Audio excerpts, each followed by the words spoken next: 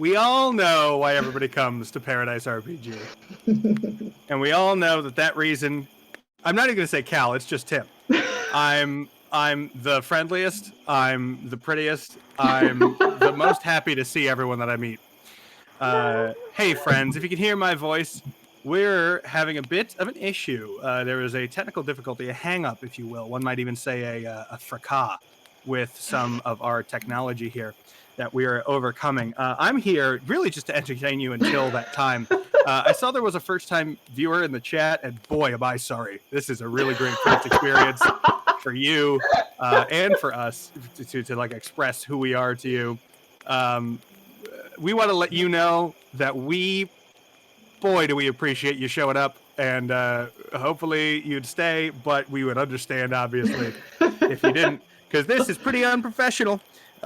We tend to be a little more professional than this, though. I think our last technical error, like real technical error, was like not since like episode like 20 or 19 or something. So it's time. It was bound due. Yeah. Bound due. It's bound to happen.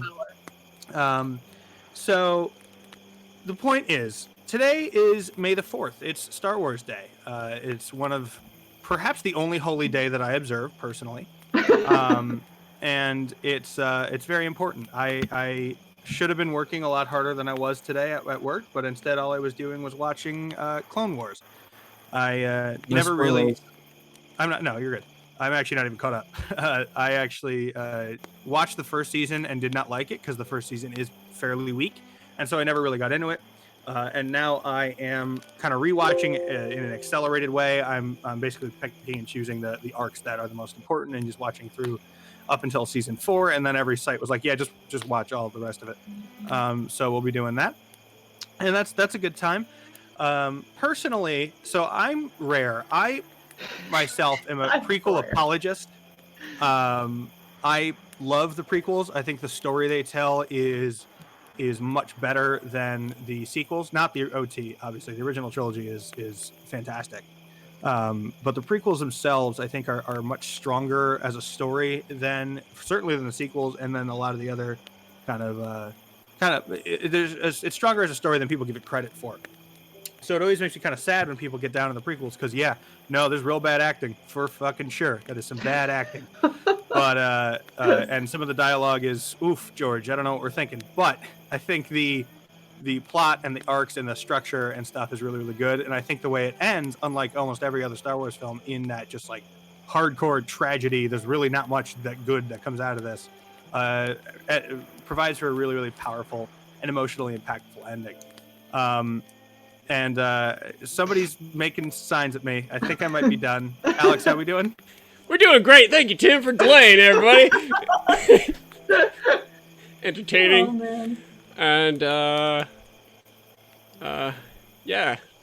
Bring us in if we're going to come in. Good Lord. All right. Sorry, guys. You're doing great, Alex. So, as you can see, we are missing a little gnome.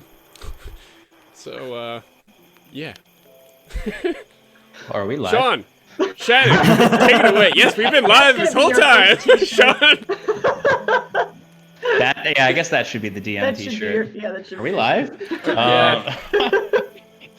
Yeah, so hopefully Wisbek will be joining us shortly. But for now, it's just us. So we might as well get the show on the road. All right, sorry. Oh God, you're not even ready. Oh my God. Wait, Sean! I am ready. Come on! I am ready. Come on! Last we left off. No. There's other things that happened before that. Welcome to Paradice, where we run a show, I think. But anyway, so as always, our music is provided by Sirenscape, or our ambience is provided by Sirenscape. Music licensed through Soundstripe. And I mean, I guess just a few announcements. Obviously, as we've been posting everywhere, the merch store is up now, so please go check that out.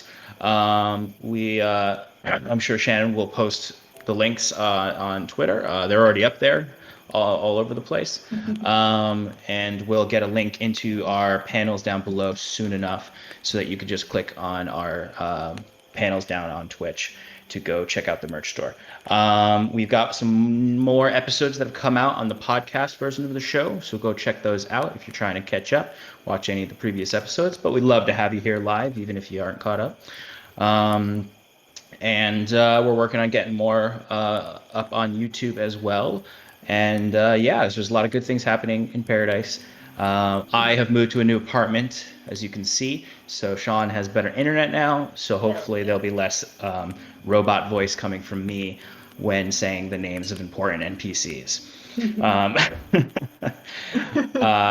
But let's give it over to Shannon for any social media shoutouts. You got it. All right. As always, I'm going to start with our two. I keep wanting to say sponsors. Two partners. Our two partners, Talon and Claw and Arcane Spectacle. I saw Talon and Claw in the chat, and I know Arcane Spectacle. If they're not there, they will be here soon. Thank you guys so much for your partnership. It means the world to us. Definitely check out Talon and Claw's wooden dice tray or dice vaults and DM screens and dice, and they have a Kickstarter for Whiskey Barrel dice vaults coming up on May 15th, I believe is when it drops. So definitely be on the lookout for that. And Arcane Spectacle is working on something real cool. I can't say anything about it, but it's real cool and I can't wait to share it. I would also like to shout out Jim the Dim from Vital Hit. I saw you in the chat, and it's been so long since I've seen you. I saw him like 3 hours ago. We had a chat for Campfire Talk, and it was so much fun.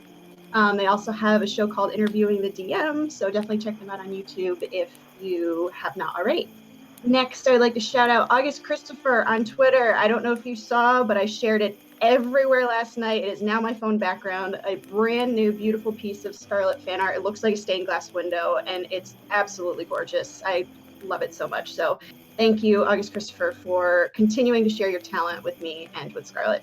And finally, I would like to shout out Roll Sixes, who I also saw in the chat. Not only did he send me a beautiful rogue class pin from Bark and Hide, he also, about an hour ago, gave Sean a fabulous idea as for a new ability that Scarlet needs, and I will expect that by the end of the week, Sean. Wow.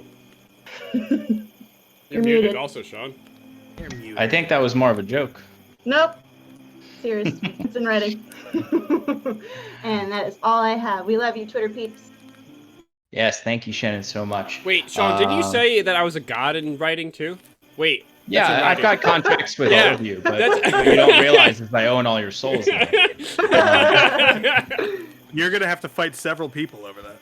Yeah, I'm already in litigation with a few of them. Yeah. Yeah, you've made a lot of promises, Tim. None of them I can keep because I'm dying young. Excellent. I love it. Arcane Spectacle is in the chat. Yay. Just on there, Caitlin's here. She's just in her personal account. She also said that maybe we should start all shows with Tim's thoughts of the day. That's right. I didn't see that. The Tim pre-show. Good lord. Oh no. Have you seen the Battle of Waterloo, the film? Anyway. All right. So if at any point Clayton does come on and we can get Wisbick in, we will probably go for a short break to get it all settled. It's okay, and, Sean. I got it handled. Or maybe it'll be instantaneous. Just I'm just here to tell the story. I'm not here to do the technical side of things. You should have seen me putting these lights up. Sean, we've been meaning to talk to you. You're we're letting you go. I'm now running the story and the technical side of things. I was not a part of that conversation. Okay, so all right. Well, goodbye, Paradise. Last time on Paradise RPG. Last time, Paradise. All right. Clayton just posted something in the Discord. Oh, I'm going to start the recap while you're start the dealing with that. recap. Yep. All right, folks. We had a good one last week. So, last we left off, after a night of deep cups, hearty food, and laughter, you, the heroes of Maginset, found yourselves wrapped up in the clandestine operations of the Hearthpot Public House. In the dirty business of Mr. Ma, the owl Aarakocra that owns Witwara Corner, the small little tent city on the crossroads between Tressex and the capital of the Quintarchy that you stopped in for the evening. Here, you interacted with several interesting people, but most interesting were a group who seemed to be agents of the Highland Syndicate, particularly a Mr. Escalon, essentially the anti-Cal, and Nazir, a shifter, much like Timber, but of a different variety. These two, through the ingenious spying of Curon, our good lawful good cleric. I almost said good boy, but that's Timber's thing. Caught them plotting to kidnap Scarlet and Jorhen, the Aesimer that you rescued several sessions ago from the Stranger in Yellow in the Barrows further south in Tressex. As you gathered this information, several other things happened, like Wiswick accidentally buying drugs. But ultimately, through some clever use of magic and sneaking around, you were able to regather downstairs after Cal had made arrangements with Mr. Ma to help him be relieved of these criminals that have been extorting him, in exchange for access to a safe room. Hold on. Hold on. We've got a Wiswick. We've got a wild Wiswick. You can keep talking, Sean. Just Okay, keep talking. okay. Do your thing. Okay. All right. So, yeah, there's this Mr. Escalon. Oh boy. All right. So the party gathered downstairs, awaiting the arrival of Mr. Escalon. They heard above clamoring as he and his agents broke into each of your rooms to attempt to kidnap Scarlet and Jorhen, but found them empty. Slowly but surely, he descended with his bruisers down to approach you. All this time, Wiswick was in the back, keeping an eye out, where he saw a wagon coming towards the tavern. He quickly approached it, and through some clever use of suggestion, suggested to the driver that they turn around and go all the way to the nearest mines, essentially. So the cart turned around, and the support that Escalon and Nazir were hoping for jumped out of the back, unsure of why their partner had started to travel the opposite direction. And they hid themselves within the tent city, waiting the moment to come and support their boss. What happened next is Wiswick joined his compatriots as Mr. Escalon came down. There were some brief words exchanged as his guards went to each door, locked you all in there, and slowly surrounded you in different angles. Nazir sat at the bar and got himself a drink as Escalon spoke with No, he didn't speak to Tim. Spoke with Cal and Scarlet in regards to their plot against her. What happened next is, as Escalon sort of threatened Scarlet, Cal stepped forward and challenged him to a one-on-one duel. If he were to win, then they would leave him and his friends alone. But if they were to lose, Escalon said that he would kill Calith in front of his friends. What happened next was a epic duel, some might say of fates.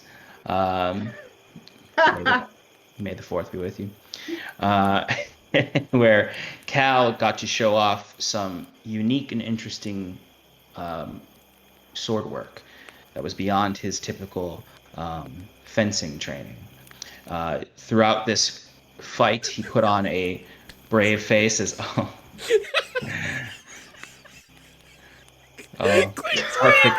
perfect shirt was it. Clayton, I think you just have to. I think you have to wear that now. Wiswick should always be a talking head. Oh my god. A duel of fates happened, where Cal at first had a significant advantage, but towards the end of the duel, took some powerful blows himself, but he was successful in bringing Escalon down. This was enough for the party to get Escalon's followers to sit down at the table to discuss terms with them. Scarlet and Curon interrogated Nazir, who gave you some information. He told you typically how they do these deals when they kidnap magical folk, how they have contacts, and how they were going to try to go to Oranshire to find a contact to trade in their kidnapped prey. They also mentioned Gloomholm as another location that they've known to have contact with the Butchers, who are a subgroup of the Highland Syndicate, which is a conglomerate of criminal organizations that are deemed somewhat too extreme for even the Syndicate itself. We're going way off my notes. During these negotiations, as you found out this information, Curon was able to see Nazir's eyes following shadows in the windows. And it was also in this moment that Scarlet began to feel her muscles start to spasm and then slowly constrict and slow down as the poison she thought cured began to flow through her veins again. Timber's alchemical antidote only providing temporary relief from the poison, but not curing it. Seeing this and seeing the face on Scarlet, Curon instinctually leapt forward, placed a hand on her brow, and cured her poison with lesser restoration. It was in this moment, taking advantage of this distraction, that Nazir flipped the table up in front of you, and the door burst open as four highwaymen fired off crossbow bolts into the room, most of which hit Wiswick. I think Wiswick took a lot of damage at that point. One of them hit Curon, yeah. But regardless, battle ensued, where you saw that Nazir was indeed a werebear, and you were able to, with a convenient use of Fireball, win this battle, not without destroying an entire wall of the Hearthpot public house, and killing Nazir. Although, in this fight, Revenmar, one of Escalon's soldiers, she was able to escape and run into the crowd and conceal herself out there somewhere, out of your grasp. It was in this moment in the night as the cool air flowed in from the gaping breach in the wall that Wiswick created, as folks gathered out from outside of their tents to see what had happened and what the commotion was. You all stood there exhausted, post-fight, as the information you just received comes into focus, and you need to make quick decisions on how you're going to deal with this situation. So everyone is in the main chamber of the Hearthpot Tavern. There are several people gathering outside. You can see people coming out of the tents. You see there's like the first person coming up is this older, like middle-aged gentleman with a big mustache connecting mutton chop with a big red nose. He's got like a Victorian nightgown on, essentially, as he's just looking in and, is everything okay? As you see other people gathering about, you can see the wagon out there. Wiswick's concentration was broken on his suggestion, and the henchman had returned. As you hear the latch in the back room opening as Mr. Ma and his assistant step up, and following them steps up Valen and Jorhen, Valen holding Jorhen up. As you can see above in the mezzanine, several guests are now looking down to see what has happened and seeing the destruction of the room around you. What would you like to do? Cal would sheath his sword and, casting a quick eye over the unconscious and dead people, do a quick count and go, wait, the woman, she did get away, right? Did we catch her? No, she got away. All right. Well, clearly these guys were close enough to provide support, so let's assume that they have friends nearby. We need to leave. We should take. Agreed. Escalon's still unconscious, and you boy, what's your name? I say to the boy that was there. And you see he had just been like checking on Escalon for a moment, and you say that, and he just sort of pulls his hands away from Escalon, like, my name's Shanks. Seems like you should know it. What? I was looking at my notes. Shanks. Shanks. Shanks. That's your real name, Shanks. I mean, it's not my real. Yeah. I'm not going to call you Shanks. My name's Robert. All right, Robert. Get your friend there, and help me move him into the wagon. Somebody needs to grab our gear. Valen, could you get Jorhen into the wagon as well? He's kind of pushing around Mr. Ma, who you see is just sort of like the beak wide open as you hear these owl clicks coming from him, like just nervously as he's just like, "Ooh. What's happened?" I'll get the Mr. Ma? horses. Thank you, Q. Mr. Ma, I'd like to proudly report that your problem is settled, and I do apologize for the wall, but it's not. I don't think it damaged any supports. And You see a with my big keen chunk. architectural eye. Yeah, you see just like a big chunk just collapses as you say it. Not the whole thing, just like a big piece of the facade falls off and crashes behind you as he's just like, "Your investors." I know a good insurance lawyer. Anyway, so if we move, I don't think Cal would. So if we move, we need to get him to the wagon. Oh, right. Somebody needs to search their apartments. Where do they sleep? I'll do it. I say to Ma. Yes, Ma just sort of, you see he walks right past you and is just like standing in the gaping breach as you see Mr. Gilden, Trevor Gilden coming up. He's like, "Mr. Ma, it's not so bad. We'll get it fixed right away." Mr. Gilden, where do they sleep? I want to go behind Mr. Gilden and just be like, "Yeah, it's not so bad. We can fix this up in a second." As you see Mr. Gilden go up to Cal, be like, they were on the second floor. Let me get you your keys. Well, I guess you can get the keys. They're probably on their bodies. Thank you, Mr. Gilden. You've been just wonderful and a huge help, and I tip him a gold piece. I'll start looking for keys. Timber walks up. He just slips it in a pocket, front pocket. Yeah. Mr. Gilden, let's be real here. How do I make this go away? What are you gonna need for repairs? You see, he just sort of puts his hands on his waist and just starts looking at it. He's like, "Well, you see, the good thing is you didn't hit that wall or that wall. This whole place fall down. You know." And you see Mr. Ma's just sort of like, my problem. He just keeps saying "my problem" over and over as he's just looking out. You can see some rain slightly drizzling out, just splattering against his face. He's just like, "My problem." Mr. Gilden's like, I don't think you'll have to. I just switched his accent to like something completely different. He just looks down at you, Wiswick, and he's just like, you see, I don't think you'll need to worry. I'll take care of Mr. Ma. I've gotten out of worse jams. And you see Valen points to Timber actually and just sort of calls him over to take Jorhen. Timber walks over and puts his arm around Jorhen. Okay. And you see Valen looks to Wiswick, to Cal, and to Scarlet, and to everyone. Did somebody say they were going to start searching the bodies? That was me. All right, Scarlet, give me an investigation check. You got it.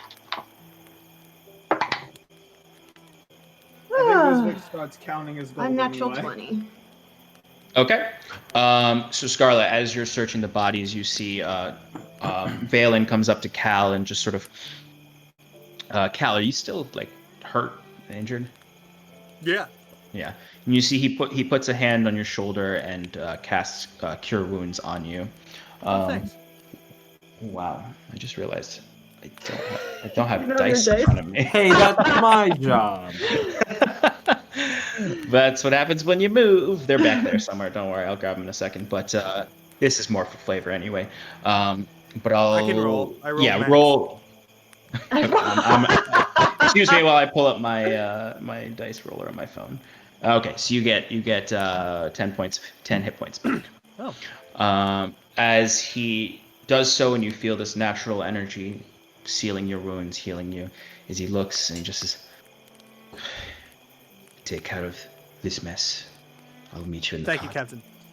And you see he goes up to Mr. Gilden. You see he reaches into his side pouch.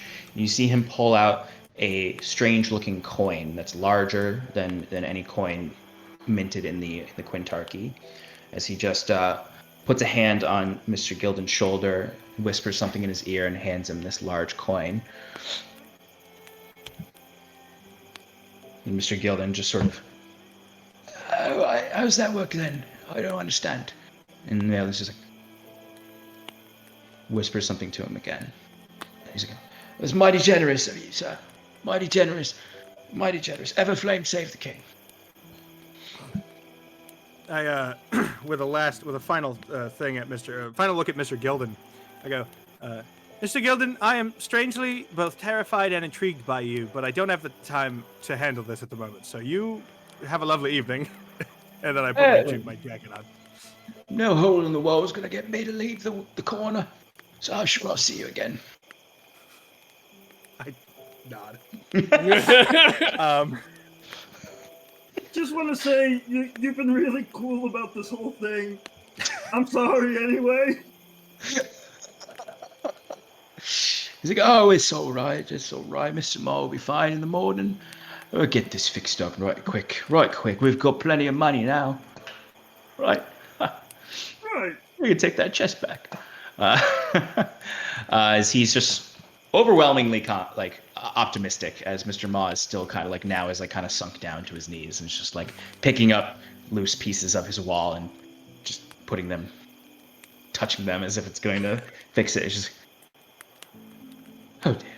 So I'm gonna walk yeah. outside, Sean, because I think Yes. Kieran already left to go get the horses. Yes, he did. Q, if you'd rather, I could take over here. You know what room they were in upstairs. If you want to go look through that real quick. Sure. And Kieran's actually going to take the outside route by Steps of the Braving up to the same window. Of course. Easily enough, you can get up there. The shadows take you and carry you up to the balcony, and you get in. You see a very large room, much nicer than the other rooms. Probably takes up the space that 3 of the other rooms would have. There's one large bed. There's several smaller cots that have been brought in. You see a chest at the end of the large bed.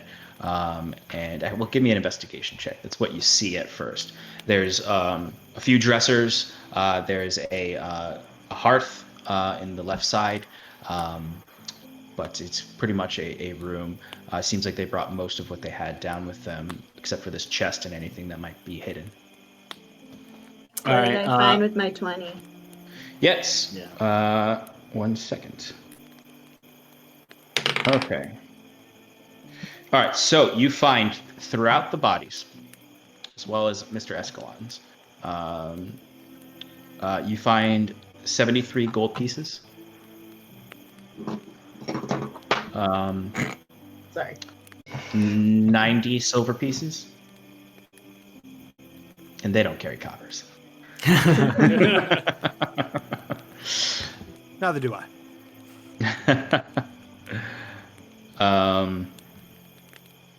You also find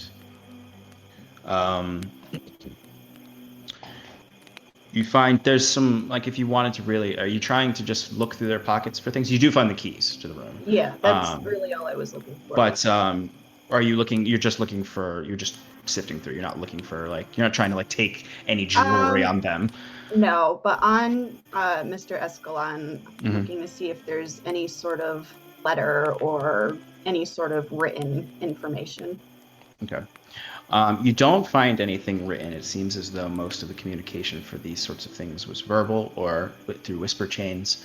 Even the way they spoke about it when you were speaking to them seemed like they weren't doing this because they were given an order to do this. They knew that this was an outstanding bounty essentially out there. Can I go upstairs? Yes. Kieran, what'd you get in your investigation check? So I got a 13, and Kieran would probably be focusing.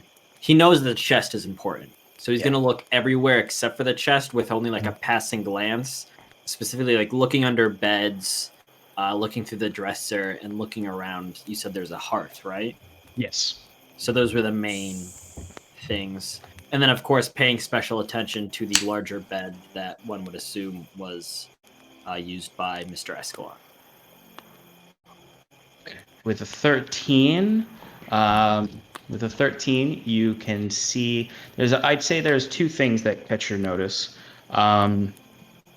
One, less important, but you find it. There's a very nice bottle of gin next to the bed, with two glasses. If you want to take some gin and some glasses, like this is a Skyrim game, you're just taking everything. The hearth is mostly burnt out, and you can see amongst the charcoals of the wood, there is some burnt pieces that do look like burnt papers. Unsure if that was what Scarlet was looking for, some sort of orders, but they do seem to have burned some paperwork before leaving their room. In the bed, there's not really anything other than the royal sheets. With a 13, that's all you find, really. The papers that are in the hearth, is there any writing left on it? Anything that one could piece together? Not at this point, not really. They've been burning for a while. I'd say if you had found them earlier, maybe, but they seem to have been burnt up throughout the time that you were sitting downstairs in the battle. Makes sense. And then he would go to the chest, and if you don't mind, I'd like it so that he's sitting there like this as Scarlet opens the door. Yeah, I think that's perfect. So, Scar, you open the door, you unlock the door, and double doors open up, and you see Kieran just sort of staring at this chest, like, Would you like me to take a look at that? Oh, yes, please. I am quite sure they've done something to this, and you are much more capable than I when it comes to these kind of things. Kieran steps back, and as she walks by, he's going to give her a little guidance. nice. Yeah. All right. So I'm checking it for traps. You want to get your dice first? Yes, I do. What do we think's going to be in there, guys? A head. A head? Okay, cool. Maybe Severed some head. Toenails. A pile of money worth exactly one hole in a wall. That I would was be going to lovely. assume a giant golden monkey, but okay. No. I'm with Cal. I think it's money. The purple parrots. A t-shirt of the purple parrots. What'd you get? It's going to be full of I didn't roll Paradise it. RPG Merch. swag. But, Oh, the chest? Yeah. Yeah, all that's in the Just chest for is that. merch. Yep. Checking for traps is investigation, right? Yeah. Oh, thank God for guidance. 9 plus 4, 13. I rolled a 2. Okay. So I would say with that, with 13, you kind of you take out your thieves' tools and you start to kind of mess with it and you peek inside. You're looking for the notable signs. You can't really find anything, but you do hear kind of when you move it, because you kind of you can sense there's something wrong with it, but you're unsure exactly the nature of the trap. But there is a trap there. Okay. Well, I don't know exactly what's wrong with it, but there's definitely a trap. So how I would do that is you could still roll to try to disarm it, but you would have disadvantage. Okay. Yeah, I'm gonna try that. Okay. Could I quickly make an investigation check or no? I would allow that, yeah. Okay. You roll first. Thank you. Yeah, she Oh. puts her thieves' tools in right as Kieran puts his face up to it. 11. Yeah, no, the same. Yes, no, you're right. There's definitely something odd. Yeah. Yes. What As I does that What? mean? But what? Look at this chest. It's not the same as other chests I've seen. It's a mimic! Better. It's a sleeping 19. mimic. Okay. All right. So you you use your tools and you find that there's what you found strange about it is there was just sort of a I don't really know how to best describe. I need to look up how to describe traps. They're super weird because it's always like, oh well, the chest blows up. But no, I mean the best way to describe it is less so. You can identify that there's a false panel in the front that that you slowly take off after using your tools, and you can see it comes off, and behind it is a contraption that seems to have pretty much like it would just fling shrapnel up in the face if you would open the chest. You can see it just sort of, it's very like you don't even want to hold it. It's so like just taut, intense when you're holding it. You just sort of place it down gently, and then it goes off now. But yeah. So as far as you know now, the trap is disarmed. Okay. Is it locked? Is the chest still locked? Or did that count as a lock? The chest is still locked. Okay. Can I try and unlock it? Yeah. Did you take a bunch of keys? Yeah. Actually, if you try the keys in your pocket, one of them will work. But why Cool. do that? That's the easy way. And Yeah, just Scarlet, try as we it out. know- With your tools. And Scarlet just rolled a fucking natural 1. Well, you know what? Well, I'd say you go up and you're about to put your tools in, yeah. and one of them kind of, you hear one of your lockpicks just snap and fall to the ground. You've got more, and then you're like, and as you lean down to pick it up, the keys to the chest fall out of your pocket onto the ground. Thank you. Are those the keys? Okay, yes, thank you. Yes, those are the keys. Yes, finding the right one now. Very good. It's easy enough. There's just the room key and then the personal set of keys, and there's one key on there. Open it up, and there is a lot of bags, and as soon as you touch them, they're heavy with gold. Wow, look at all these bags. Heavy with gold. This is the payment that they made to Mr. Escalon. Well, we shall be taking this then, yes? Blow a hole in his wall and take all of his gold. The heroes of Imagine Set have come again. Where do you think they got all Leave this everywhere money? in ruins. Sorry. I don't know. Should we take it or should we leave it? Well, I mean, I feel like we owe a debt to the proprietor here after our little gnome friend blew open their front door. It's very true.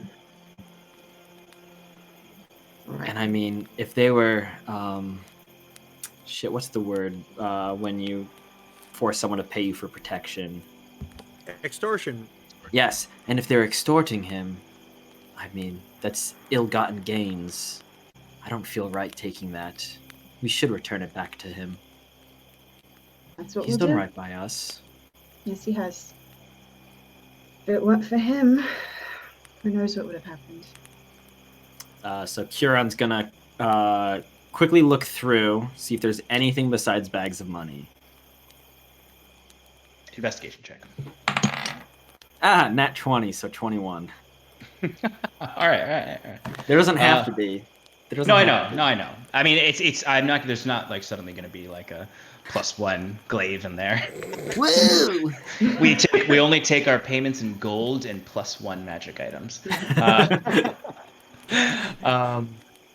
No, what you do find though is that this chest is they've packed a few other things in here because they're putting everything in one to carry out with them.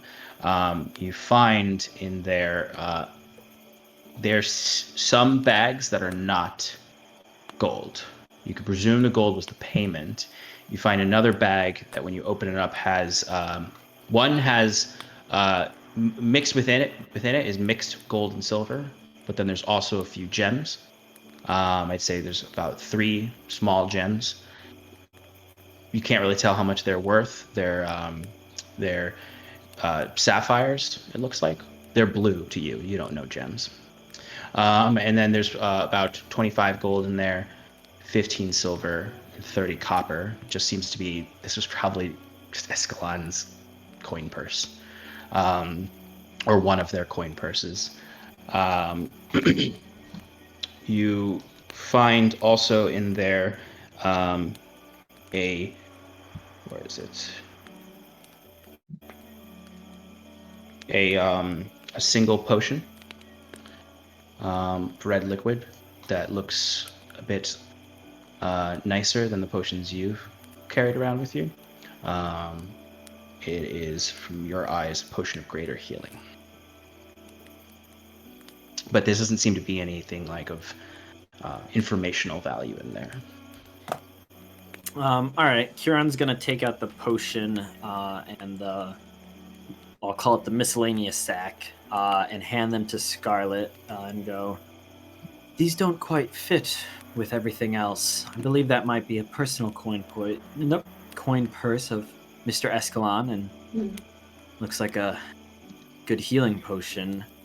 I say we hold on to those, but the rest," he closes it, lifts it up, "we'll give to Mr. Mr. Ka." No, you were right the first time. Oh, okay. And then walks out with the chest. Before Scarlet walks out, I want to case the room to see if there's any papers or any important documentation. Sure. Give me an investigation check. 14. 14. With a 14, you're really seeing most of what Kieran saw. You notice the paper. Kieran didn't say anything, but you notice the papers that were burning in the fire. You look around. They left the room pretty barren. Doesn't seem like, from your investigation, that they really stay here that often. Mm-hmm. You find under the bed a loose pouch that just has some of that the same drugs that Hizwick bought. I will not be taking that. But yeah, I mean, they really didn't plan on staying the night after kidnapping you. Okay. The papers are pretty burnt. Like I can't get anything. Yeah, you're not going to get anything off of them, no. Right. All right. Well, then I will put the potion and the miscellaneous back away, and I will follow Kieran downstairs. When you get back downstairs, what Timber, Cal, Wiswick, what are you doing? After putting Jorhan in the cart, Timber would like to walk back to the little boy, Robert, and kneel down next to him. You mean Shanks? What's that? Shanks? You mean Shanks? Oh, I'm not going to call him Shanks. And Thank you. And Cal instructed him to help Mr. Escalon. Yes. But instead, Timber's going to walk over to the boy and... Hello there, Robert. What do you think you're doing? What? Give me the man. Oh, okay. He's like kind of just like half lifted him up and put his unconscious arm over his shoulder, and he's just like, whatever you say. Robert, I have another question for you.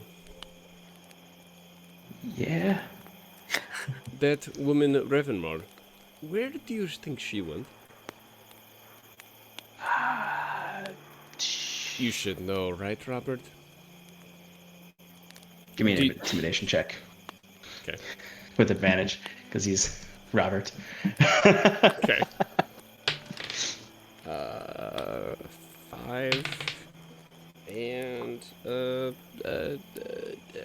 what's my charisma? +2, so that's 16. 16. Okay. So you see, he just sort of like you've kind of been stepping towards him, and he's just like instinctually kept pushing himself back, and now you're like up close, and he's just like, "Oh yeah, yeah, Rivenma. She probably went north." North where? And then he's like, and then he's kind of like, if I would make a guess, I'm new with this group. She's probably heading towards Oranshire. I don't know if she's gonna go to the butchers, but that's where we usually go after coming down here. And Robert, where are you going to go after this? I think wherever you tell me. That's what I'd like to hear. I don't think I'm welcome here, and I'm not going back to Oranshire. Robert, how did you get involved with these people? Oh, well, I don't know. I just, you think you should leave your home and live an adventurous life and start hurting other people. Hey, is that adventure to you? It seems like it is to you. Oh. You hear Cal from outside by the horse. Grab it! Let's get a move on. You're looking. Wiswick's just watching this with a big grin on his face. And then you see he just puts his hands up like, sorry. Visvik, tell Robert what to do next with his life. And I help Mr. Essalon up and bring him to the guard. Oh, and also I turn around and go, Robert, fetch me some rope while you're at it. I'm running low. Didn't you just tell me to give him before orders? or after? After. Okay. Yeah, don't worry about him, Shanks. Forget the rope. It's not important. Don't call Listen, him Shanks. Why not? He sounds like a pirate. It's cool. Don't give him that cool name. He doesn't deserve it. And then I like leave the scene. Okay. But seriously, Shanks, can you think of a cool name for me? I'm always looking for new aliases.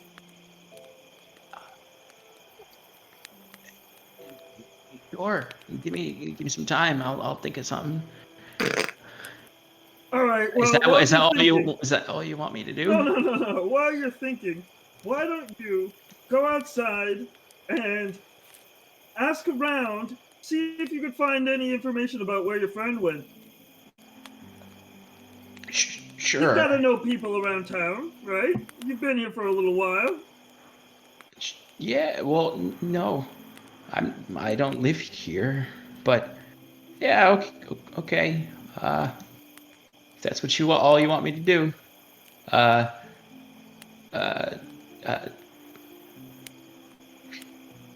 Schmigs. I don't know. I don't make the nicknames. That's not piratey at all.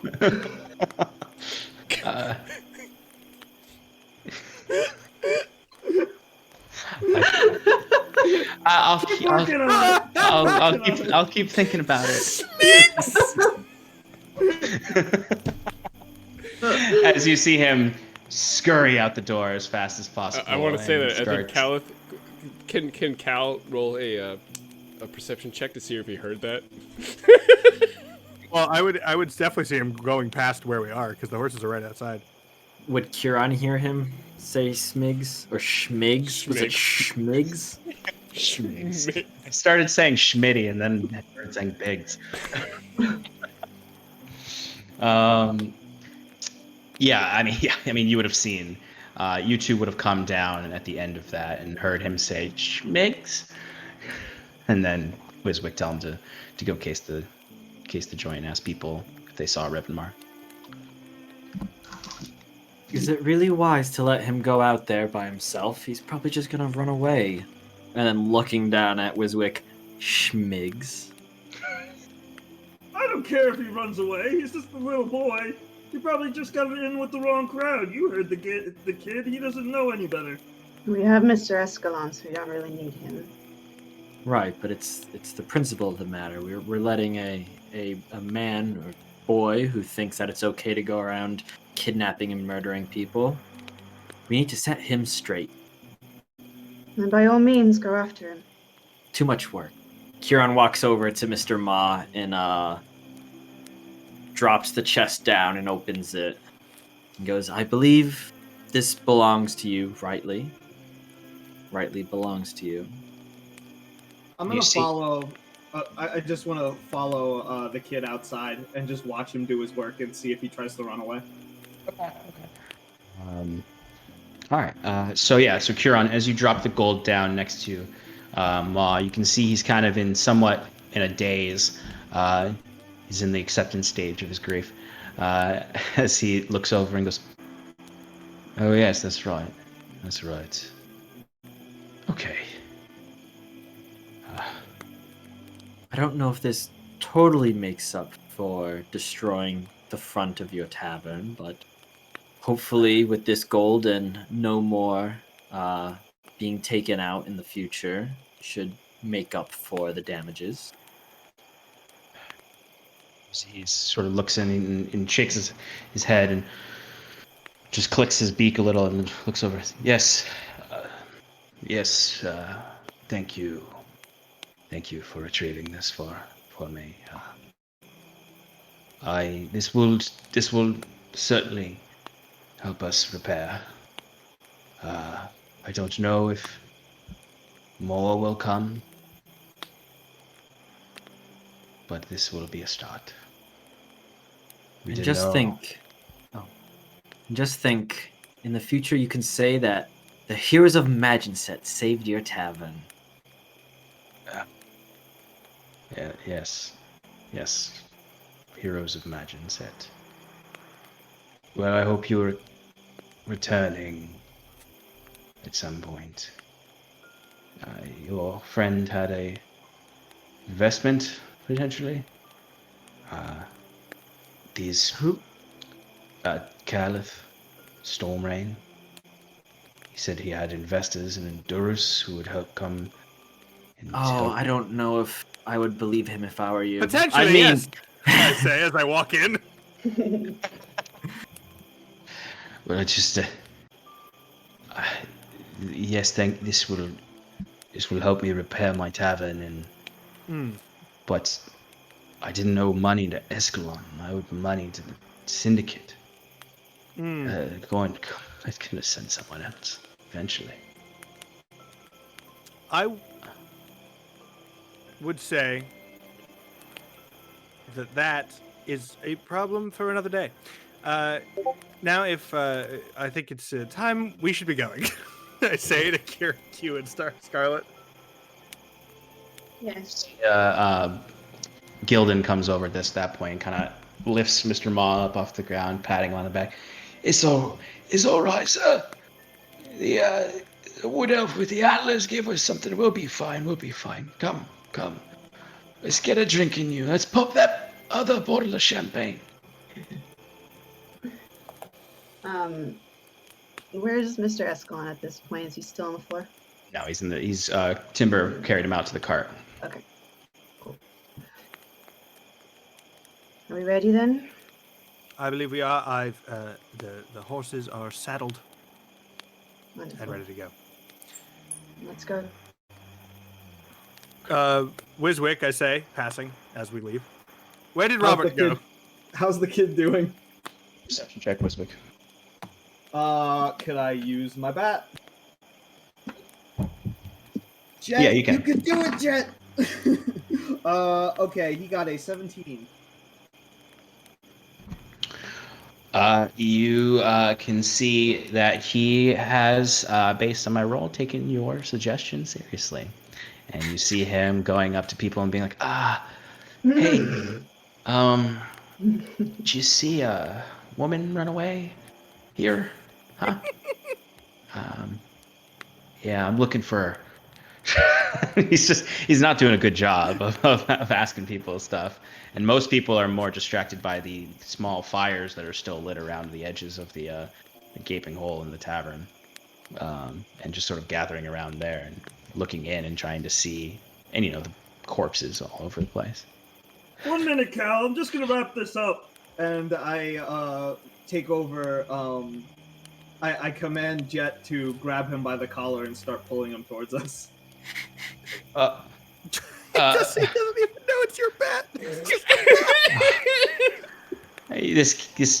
This kid is so distressed. You see him, he's just like, what the fuck? He's just batting. He's batting at Jet, trying to push him away. He's batting at the bat. I chuckle at him, but I eventually get over to him while he's distracted. Yeah. Okay. Get on the wagon. We're leaving. I'm coming with you. Yeah. He looks to Cal. Come now, You said Robert. he had We have nowhere many miles to go this evening. I haven't gotten my name yet. Kieran wants to walk up and put a hand on his shoulder and be like, yes, we really need to realign your moral compass, if you will. Get on the wagon. I have a job for you. Let's go. Okay. All right. As Kieran was saying that, I'll just stare at him. Oh, yeah. Is she not going to be in the wagon? Of course I am. I don't call the shots for her, to be honest. I don't really call the shots for anyone. I just start talking faster. Okay, all right. And you see he scrambles into the cart. So just so reminder, I guess because we got Wiswick who's smaller, so the cart can fit 3 to 4 people inside of it, with one person driving it. So amongst all of you, with the body of Escalon and the kid, you won't all be able to get in the cart. That's Your we have horses. in there. That's right. I forgot that you had all your own horses, except for Timber. So really, that's just for the body, and now I was gonna have Robert or Valen pilot it. Yeah. Yeah.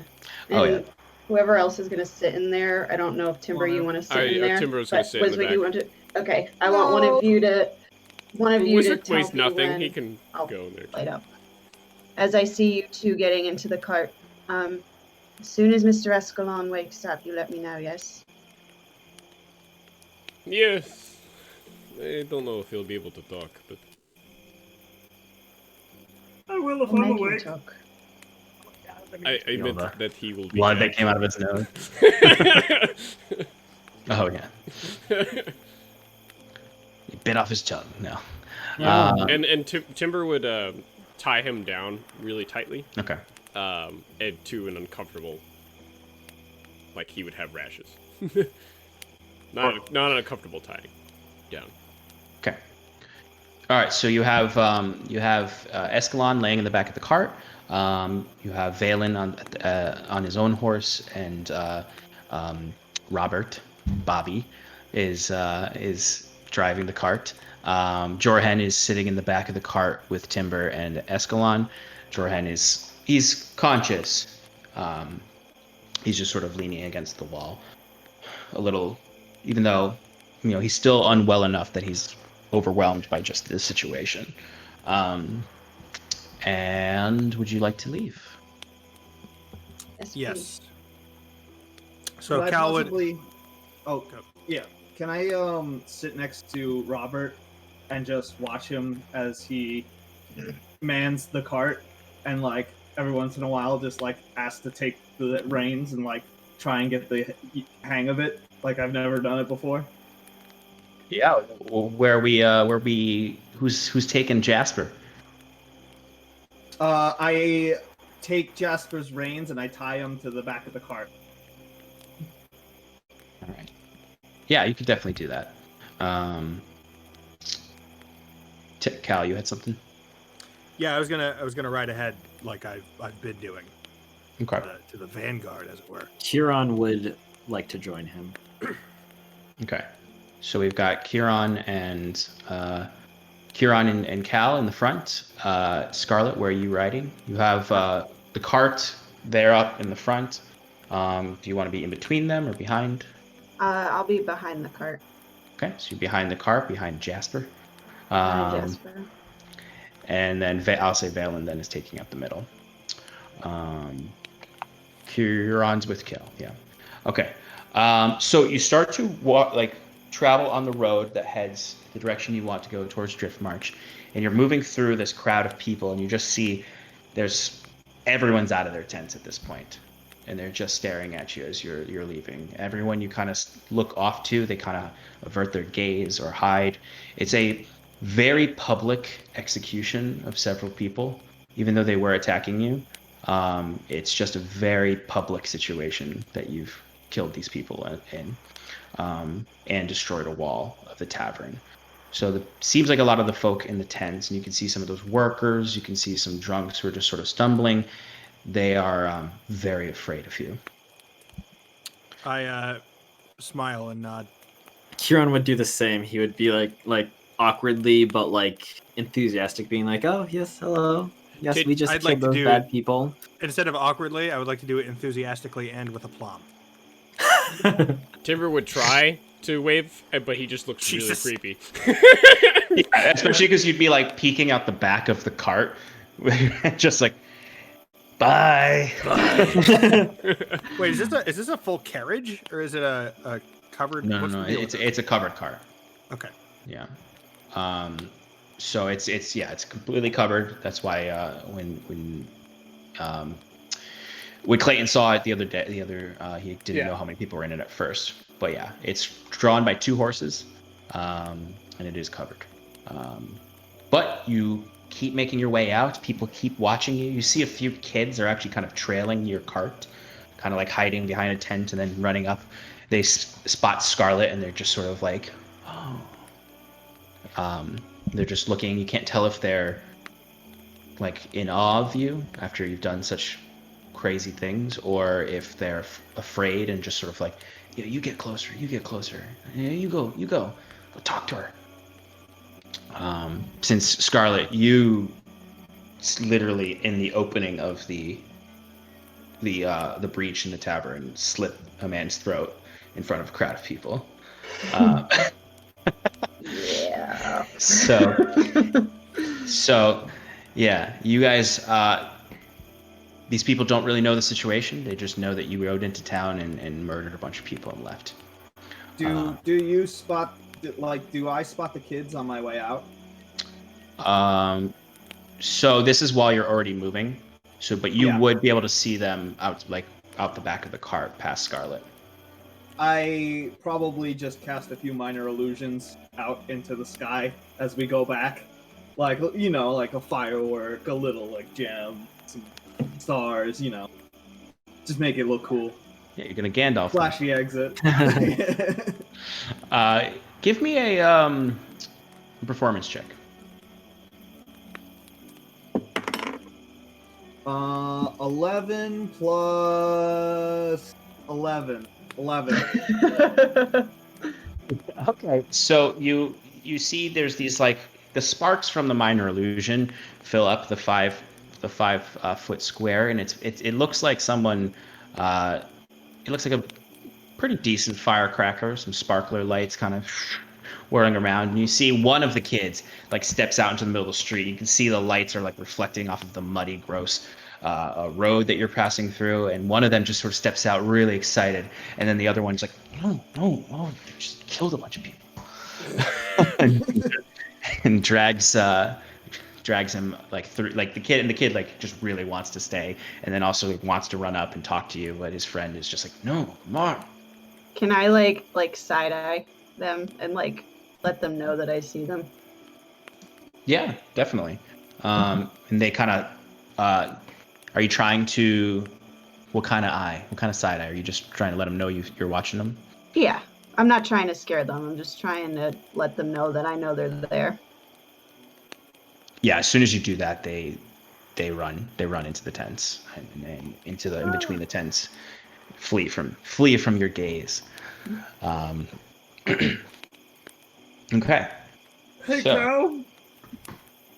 You think Cal- it was the right move to get out of there so fast? I don't Cal's think way ahead Cal's of you. way ahead. You're in the back of the you're in the cart. Cal! What? Didn't think it was okay for us to leave like that. Wiswick, why don't you go What? closer? You're in a convenient place to talk to each other, Yeah. except for Cal and Kieran. Scarlet, Hey. you could be talking to the cart if you rode up. Hey, Richard, give me these reins. Why don't you, do you know how to write? Do you know how to read? Do you know how to write? Richard, you know how to write words in common? His name is Robert. I mean, yeah, my name's Robert Schmeggs. No. I'm just gonna. What did you call him? His name is Schmiggs? Schmeggs. It's his. Yeah, he asked me to give him a name. It was a bad one. He just hands you the reins. He's like, "Have you ever driven a cart?" How hard could it be? Okay. Like All a right. roll. All right. Yeah, I'm gonna have you. Have you ever written a letter before? He's yeah. A few All right. times. So why don't you watch me drive the cart, and I'll watch you write a letter to us about the bad things that you've done and how you're going to repent on what you've done in the past. Timber chuckles Okay. at this and Does goes, that sound good to you? and after we will review it and decide whether or not what your feat is.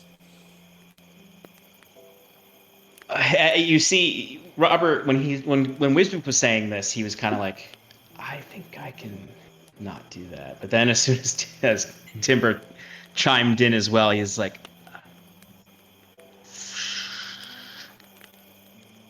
"Okay, do you have paper and ink?" I give him my pens and ink. Oh my god. He's gonna use all of it. No. Spills it. He Oops. gets one pen and one piece of paper. I'm asking for a one-page essay. It's not that hard. Okay, yeah, he's gonna write. He kind of gives you the main seat of the cart and starts. You see him just sort of taking the paper and like doing that thing where you don't have a desk, so he's just like putting it on his leg and just and then Yeah, like the Will doesn't. Smith Men in Black thing. Yeah, exactly. Yeah, but he doesn't know. But he's like holding the ink with the quill. Like, oh shit. And you see almost pour some of the ink out on accident. Wiswick, are you proficient in land vehicles? No. Okay. This ought to go real well.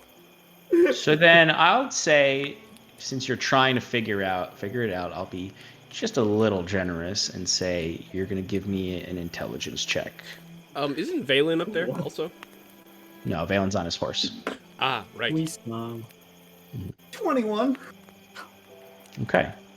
All right. All right, Wiswick. So you figure out that you use the reins, and you kind of understand. You're like getting it at first, and then the horses start to get a little uneasy. Give me an animal handling check now. Oh boy. E. I have +0 to animal handling, and I rolled another 17, so that is a 17. Okay. It could have been bad. It's going great so far. Yeah, like Wiswick, you're like uncertain at first. You're like holding the reins, and you're like, "Oh, this might have been a bad idea." And then, but then easily enough, you kind of get the horses in line. They resist a little, but you're doing it. You're driving. You're learning to drive. Whoa, Nelly. See Rob And did the party wonderful- about first. Yeah, no, not a main road. With Wiswick, you are successfully keeping the cart moving forward. It's probably beneficial that you have pretty good dark vision, so you can see where the road is. There is a small put out lantern on the cart that you can light if you would like, as you are moving forward. Cal and Curon, how far ahead did you want to be from the group? 120 feet, probably. Okay. And are you keeping an eye out? Oh, yeah. You got your goggles on? I do. That's Okay. just far enough for my pretty good dark vision. All right, so Kieran, I'm assuming you're doing the same, so you guys can give me a perception check. You kind of at this point are just leaving the tent city itself. You just see a few smaller tents kind of on the outskirts, folks who don't want to be stuck within the main thoroughfare. What did you get, Cal? 9. Is 26. 26. Okay, so Cal, you're looking for sure, but your mind is still racing through and replaying the duel in your mind, thinking about where you could have struck differently or maneuvered differently, but also just the battle itself is on your mind. Little bit of internal flavor. I'm regretting whipping out those different moves at the end there. Huron, you got a 26, right? Yes. Okay, so you're looking around, and it's a main road, although it is night. So this area is still fairly close. First hour out, it's a pretty calm night. The air is damp with the storm that has passed. Although the sky is still quite a bit overcast, so you can't see the moon, but you can see with that dark vision of yours. But not too much going on. How far do you guys want to go? It is at this point 1 a.m. I was gonna go for well, how many miles did we just make in an hour? In an hour, you on horseback you could make oh shoot, where's my DM screen? It's got all that shit on it. An hour you probably made I'd say 6 miles, I think, is how far you can get in an hour on horseback. I think it's double the. That seems low. It's the average speed of walking speed of a horse. Yeah. Well, it's 60 feet is a horse's movement. In 6 seconds. Yes. All right. All right, everybody. Get your Googles out. No, First just question. Get a calculator. First question. How fast are you going? You going at a fast rate? Normal rate? no, normal rate. Normal Rate. Okay. So horse is 60-foot movement. A typical humanoid is 30 per 6 seconds. And a typical human will travel 3 miles at a normal speed. So I was actually correct in doubling it to 6 miles. Makes in an sense. hour. Okay. Because you go roughly 600 feet a minute. But Okay. yeah, so you've made it. You've gone about 6 miles away. You can no longer see Witwara. You're now in the enough. wilderness itself. So I'm gonna start looking for, and it doesn't need to be right away, but I'm gonna start looking. I'm gonna ask Q to start looking for a campsite off of the main road. Okay. So it wouldn't be too difficult to find a spot. It's really just deciding what's the best spot you want. So Q, if you want to give me a perception check and let me know what you're looking for in a good campsite. We should get something with cover from the main road so we can't be seen. Yeah. Oh, another 26 to find a place with cover for the main road so we can't be seen. So you notice that on the left side of the road, it is mostly pretty dense wooded areas with a few small open patches that you could probably find some cover, but you would also kind of be exposed to whatever's within those woods. On the right side of the road, there's sparse woodland with more rocky hill terrain. There's the forest there is not as dense, but it's also not a full forest, so you'd have better visual range all around you in one of those clusters of trees. We should take up. That's much cover. The left side has more cover. The right side. Left side has more. Left side has more cover, because the forest is denser. Yeah. Right side has less cover, but you wouldn't be exposed to the large forest and whatever might be in there. My vote's left. What do you think? Yes, that seems wise. And with a wood elf like Valen, it might give us an advantage being in the woods. But do you mind if I ask? During that duel, at the end there, your movements were quite... Well, they were astounding, really. They reminded me of my uncle. He was a master with the glaive back in Elysia. I wasn't supposed to do that, and I apologize to you and everyone for.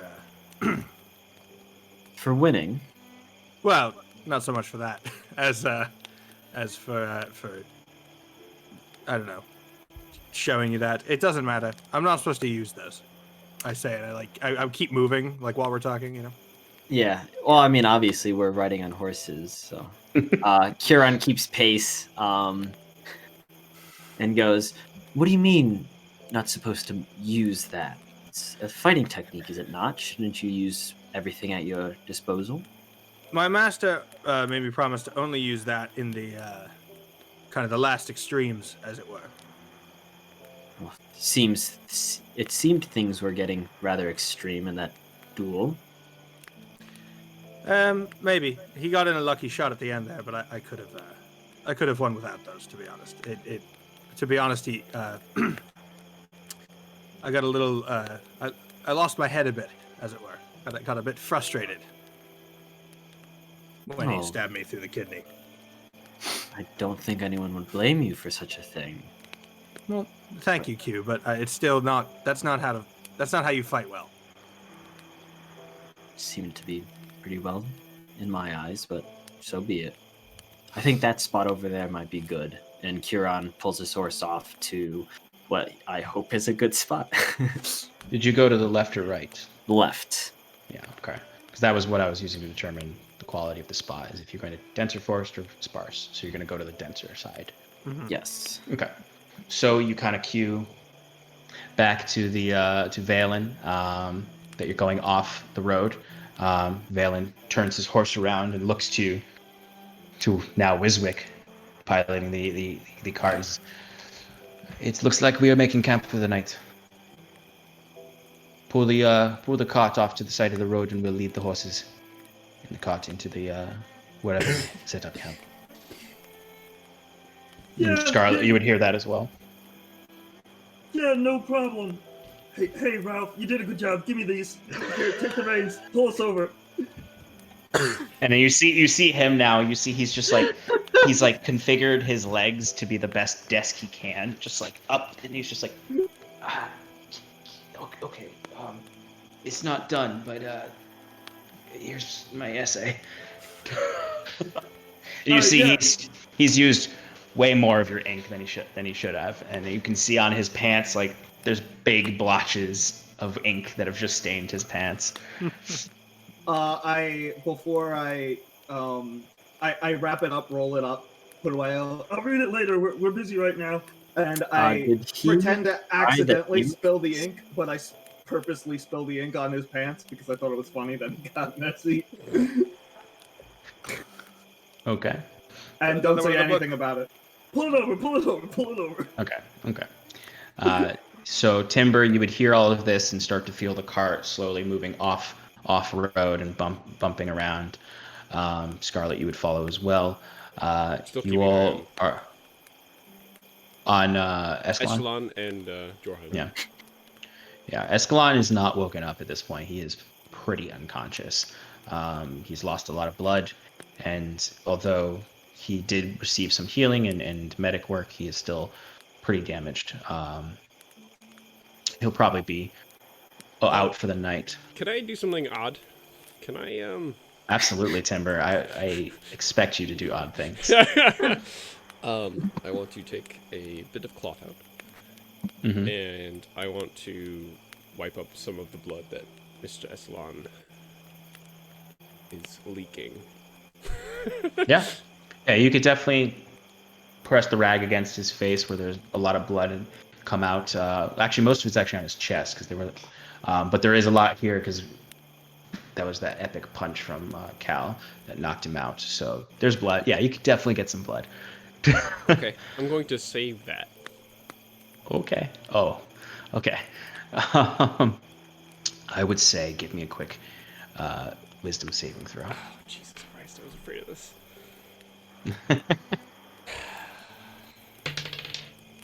Okay, we're okay. Everything's okay. Okay. So 15. That's exactly what Timber is saying to himself as he puts the bloody rag away in his pocket. But you are able to maintain your control. At this point, Valen has rode up to Cal and Curon. Curon, you can see that there's and I guess it's up to you how deep you want to go into the woods. I imagine you want to keep some sight of the exterior, so you can get a couple trees in deep, and you find a nice area where there's relatively flat, less rooty glade where you can set up a camp. This looks like an excellent spot It's you can for the Heroes of Magic set. Sorry. No. You can see Stick. Heroes Imagine set. You guys could be the. That town ended up in ruins. It's not something to be Yeah, proud you of. can be the Heroes Imagine set. You can be the butchers of Winwara Corner. Worse. What The about monsters Shanks of in the Heroes Gwendolyn. Imagine set? We could be Smig's crew. Schmigs and Hey, Co. we're Oh my Smigs and God. Co. Sorry. Schmigs and Co. Guys, chat was just impressed at how well we were keeping our composure. Let's get it And back. then we Yeah, just go why ahead do you and think we had to Woo! disrupt the status quo? We are Yeah. nothing if not revolutionaries. Schmigs and Robert saving the day. Vive la révolution. All right. Oh. How would you like to set up camp? Are you lighting a fire, or are you just doing something basic? I think we're pretty Curon would, yeah, Curon's gonna be like, all right, let's, bed the horses or whatever the F you do. And then he's gonna be like, I'm beat. I'm gonna go trance. So, I mean, a few things to think about here. The cart cannot get into the woods.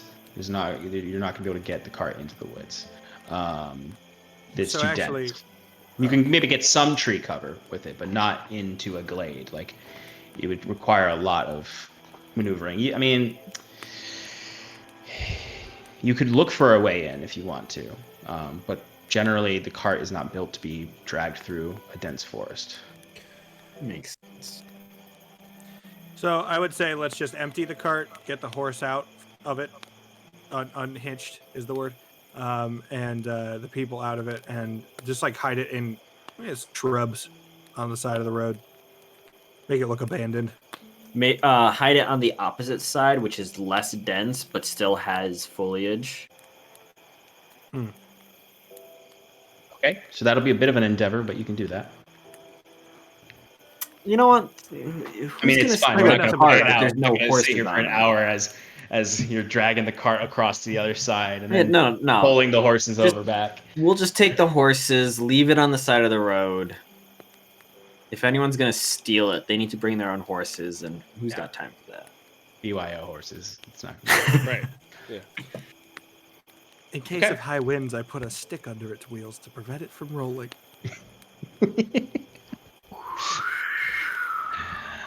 Okay. All right. So you take the horses. You leave the car off road, but not into the forest. And you take the horses with you to go set them up, tie them to a tree, as you are all getting ready to rest for the evening.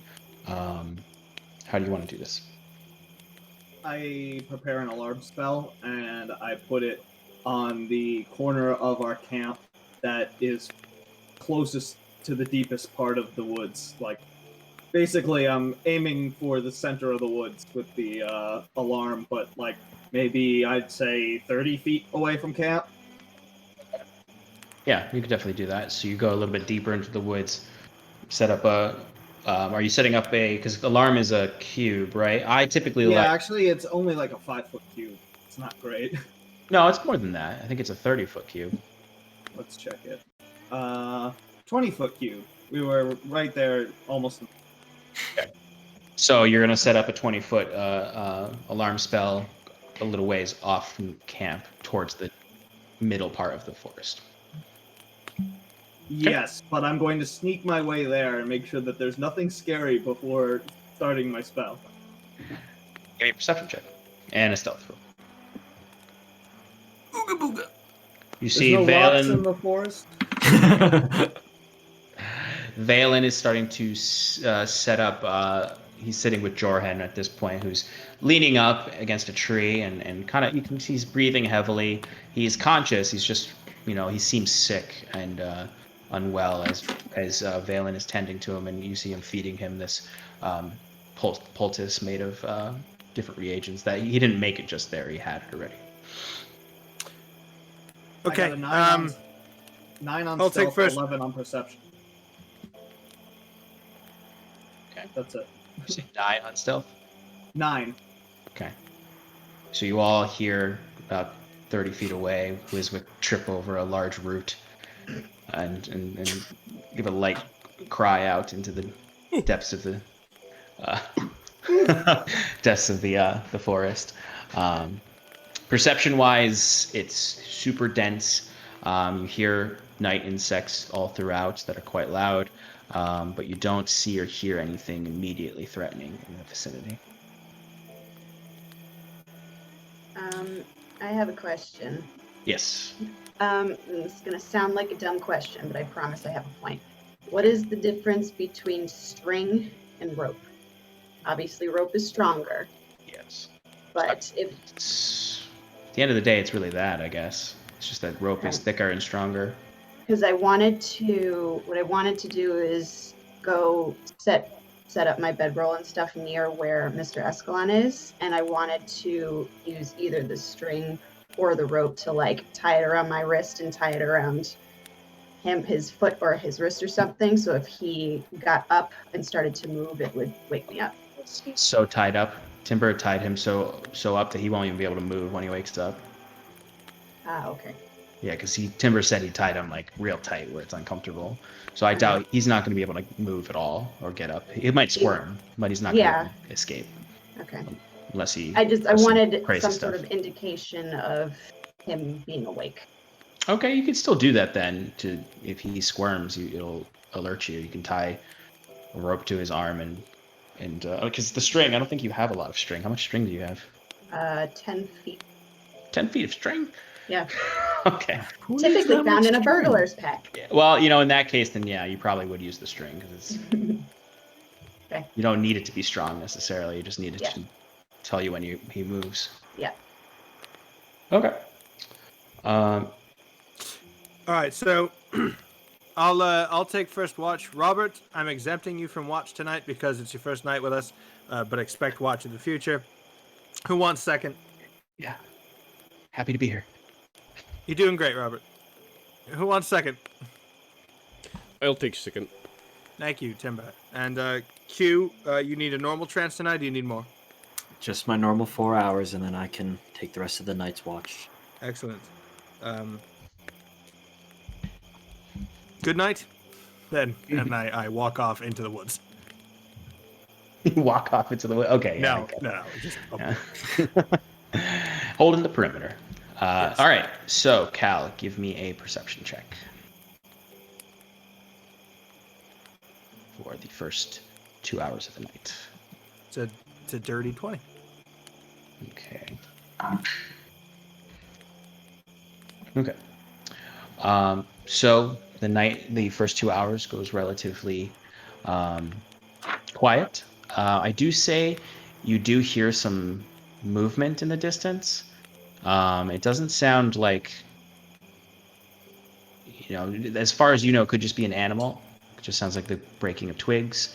Probably about 40 to 60 feet away. But it doesn't really concern you too much. You don't see anything at all. Like even if you look in the direction you hear it, you just don't see anything. You just see brush and vegetation. Which direction do I hear it in? So if the road is traveling northwest, then it is southwest. Okay. So yeah, I go and I wake Timber. Mm-hmm. And I go to sleep. That's the face Timber makes. Timber, give me a perception check. So the first 2 hours of watch went quiet. Just the sound of the night bugs and snapping of twigs about 40 to 60 feet southwest. One note that I didn't make before is that I would turn back into wolf for this. So Sounds good. I would No problem. most likely just be listening. Okay, so you have advantage then. Alarm is set to audible. Audible, so everyone can hear it. Okay, good to Okay. know. Paradise RPG brought to you by Audible.com. That Sign up is today and get a free 30 days credits. I forget. Is that real? No. 25. Okay. All right. Paradise RPG brought to you by MeUndies. Postmates. We wish. One day. One. Yeah, Timber. So you start to hear shuffling in the distance. Probably in that same direction Cal heard.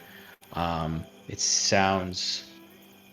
Now it's starting to sound like it's all over the place in the distance. It just sounds like.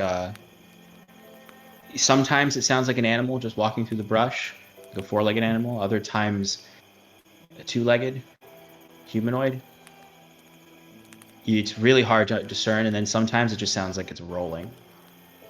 And then the last one you hear is a big, like, there's just, in the distance, you just hear a, that sounds like, at first you're like, did a tree fall? Or did, like, something fall? You're And combining then- riddles here. Yeah, I know, right? It's towards a where the armadillo. yeah. This is towards the end of your watch. Okay. As you're looking out, and because you were just listening, so that perception check didn't include visuals. But I'll give you you don't see. You think you see something 50 feet away, but then you look and you're like, it's just trees and vines and brush. And you think your eyes are playing tricks on you for a moment, as you just thought you saw movement, like one of the trees was moving. I'm gonna wake up Kieran in kind of like a panic. Yeah. That was a hybrid though. Q. Yes. I cannot surmise whether or not we are in danger. But I hear some noise in the woods that does not sound like animals. I almost want to say that we should get up and go. Everybody else. Let me take a look.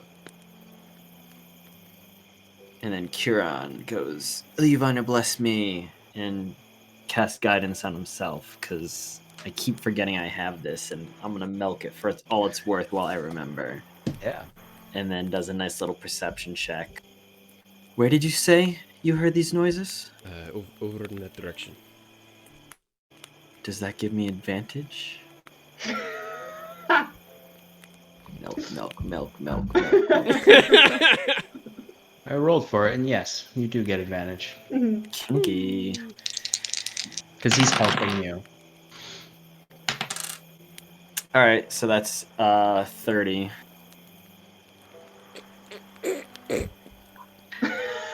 Milk, That'll milk, do, milk, Kieran. milk. Well, I'll do. So Kieran, you're looking in the direction that he pointed in, and with your superior dark vision, but also your keen senses. At first, you're like, "There's nothing out there. He's going crazy." And then you look and you think you see something at first, and like, "Wait, what?" It almost looks like someone stepped out from behind a tree, and you kind of blink and you look, and there's just seems like there's just vegetation there. And then you look over and you thought you saw like the movements of a four-legged animal, but then there's just a rock covered in vegetation. Do you see anything? I can hear movement, but I cannot. I think we should leave. I see something. But once I see it, it's gone. Does that make sense? I was only listening. But sure. That I mean, Sure, magic can fool you in plenty of ways. It's true. I do not think we should stay here. Do you have... the last thing you see with that 30 is kind of while you're talking to Timber, because he's kind of like, I imagine you're standing next to each other looking out. You see, this is the one that's like discernible, like you can see what it is. The other ones you just got that vague idea.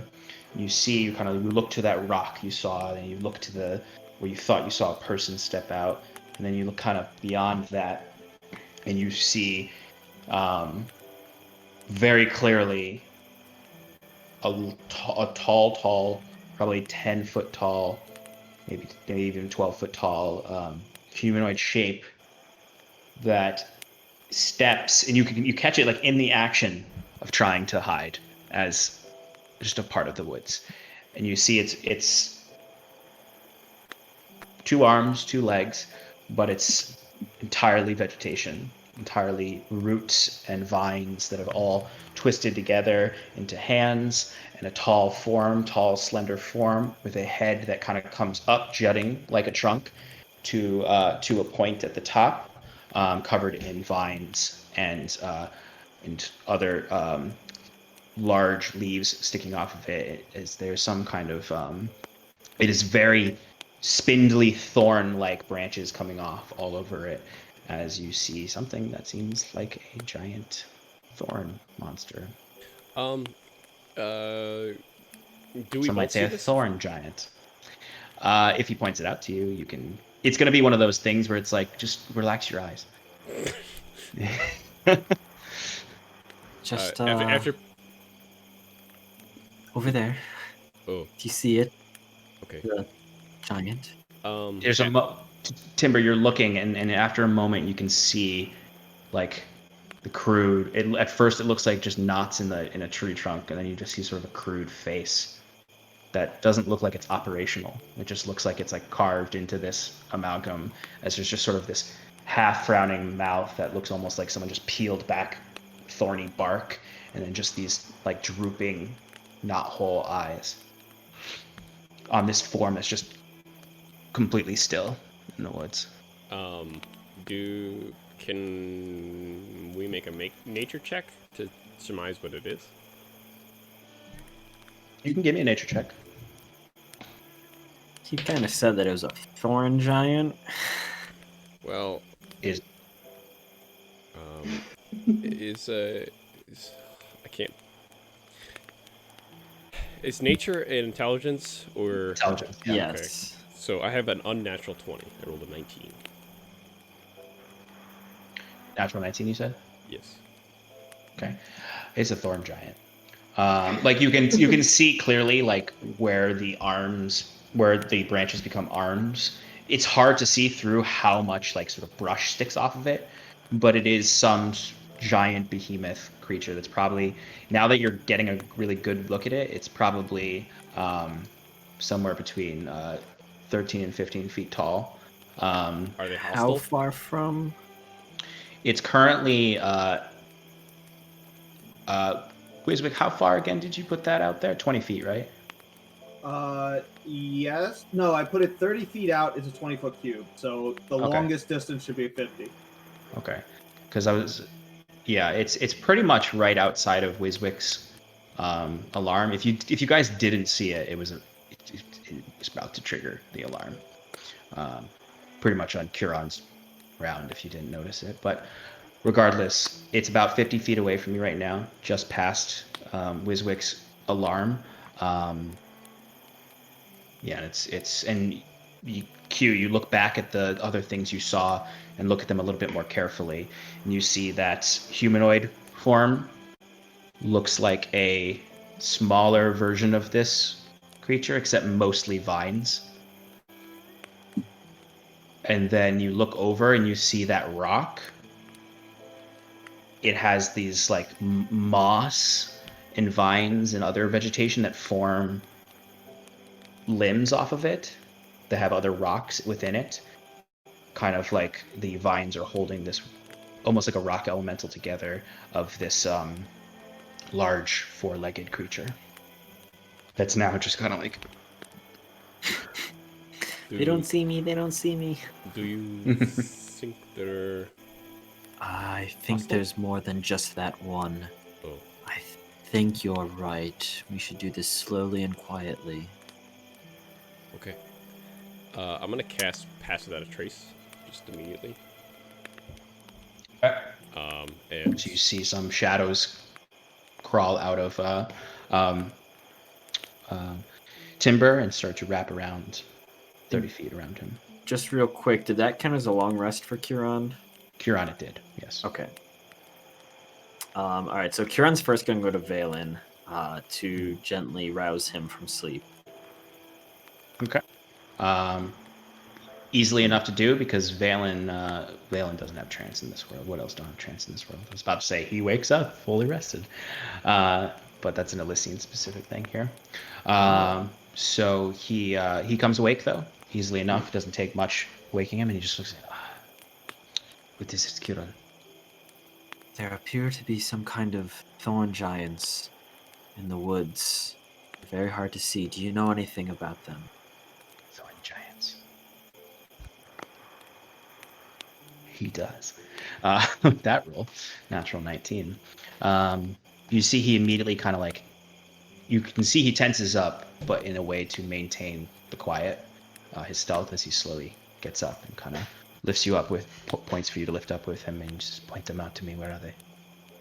Curon points out the thorn, the vine, and the rock vine elemental creature of doom.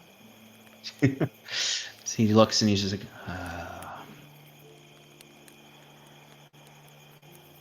there must be a crack in the plains nearby, or a tree heart. This is not a safe place to be. These creatures come to life typically around two different entities. Tree heart, which animates the vegetation around it, or it is a hag, perhaps, that has animated these to protect her lair. Either way, we are not safe. Of course. should leave. Yes. we are in the middle of doing that. And I begin waking everybody up. Okay. Visit, come on. I know. Just a few more minutes. You can sleep in the cart. It's time for school.